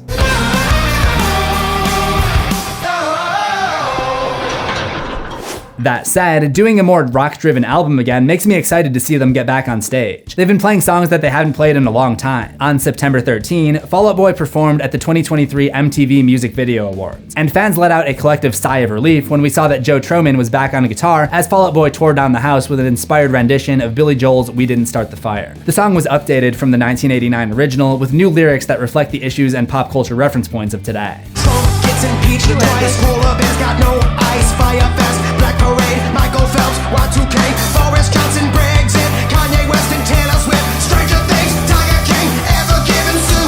After 22 years, the Lake Effect kids from Chicago show no signs of slowing down. The band continued to cement their legacy in 2024 by playing a co-headlining tour with Jimmy Eat World and co-headlining When We Were Young later that year. But I didn't see them because they were on at the same time as Escape the Fate, who I had never seen before. Make sure to stay plugged in by subscribing to Pumpkin Metal for more than just Pumpkin Metal, let the bell toll for notifications, and I will see you in the next one. Until then, Get the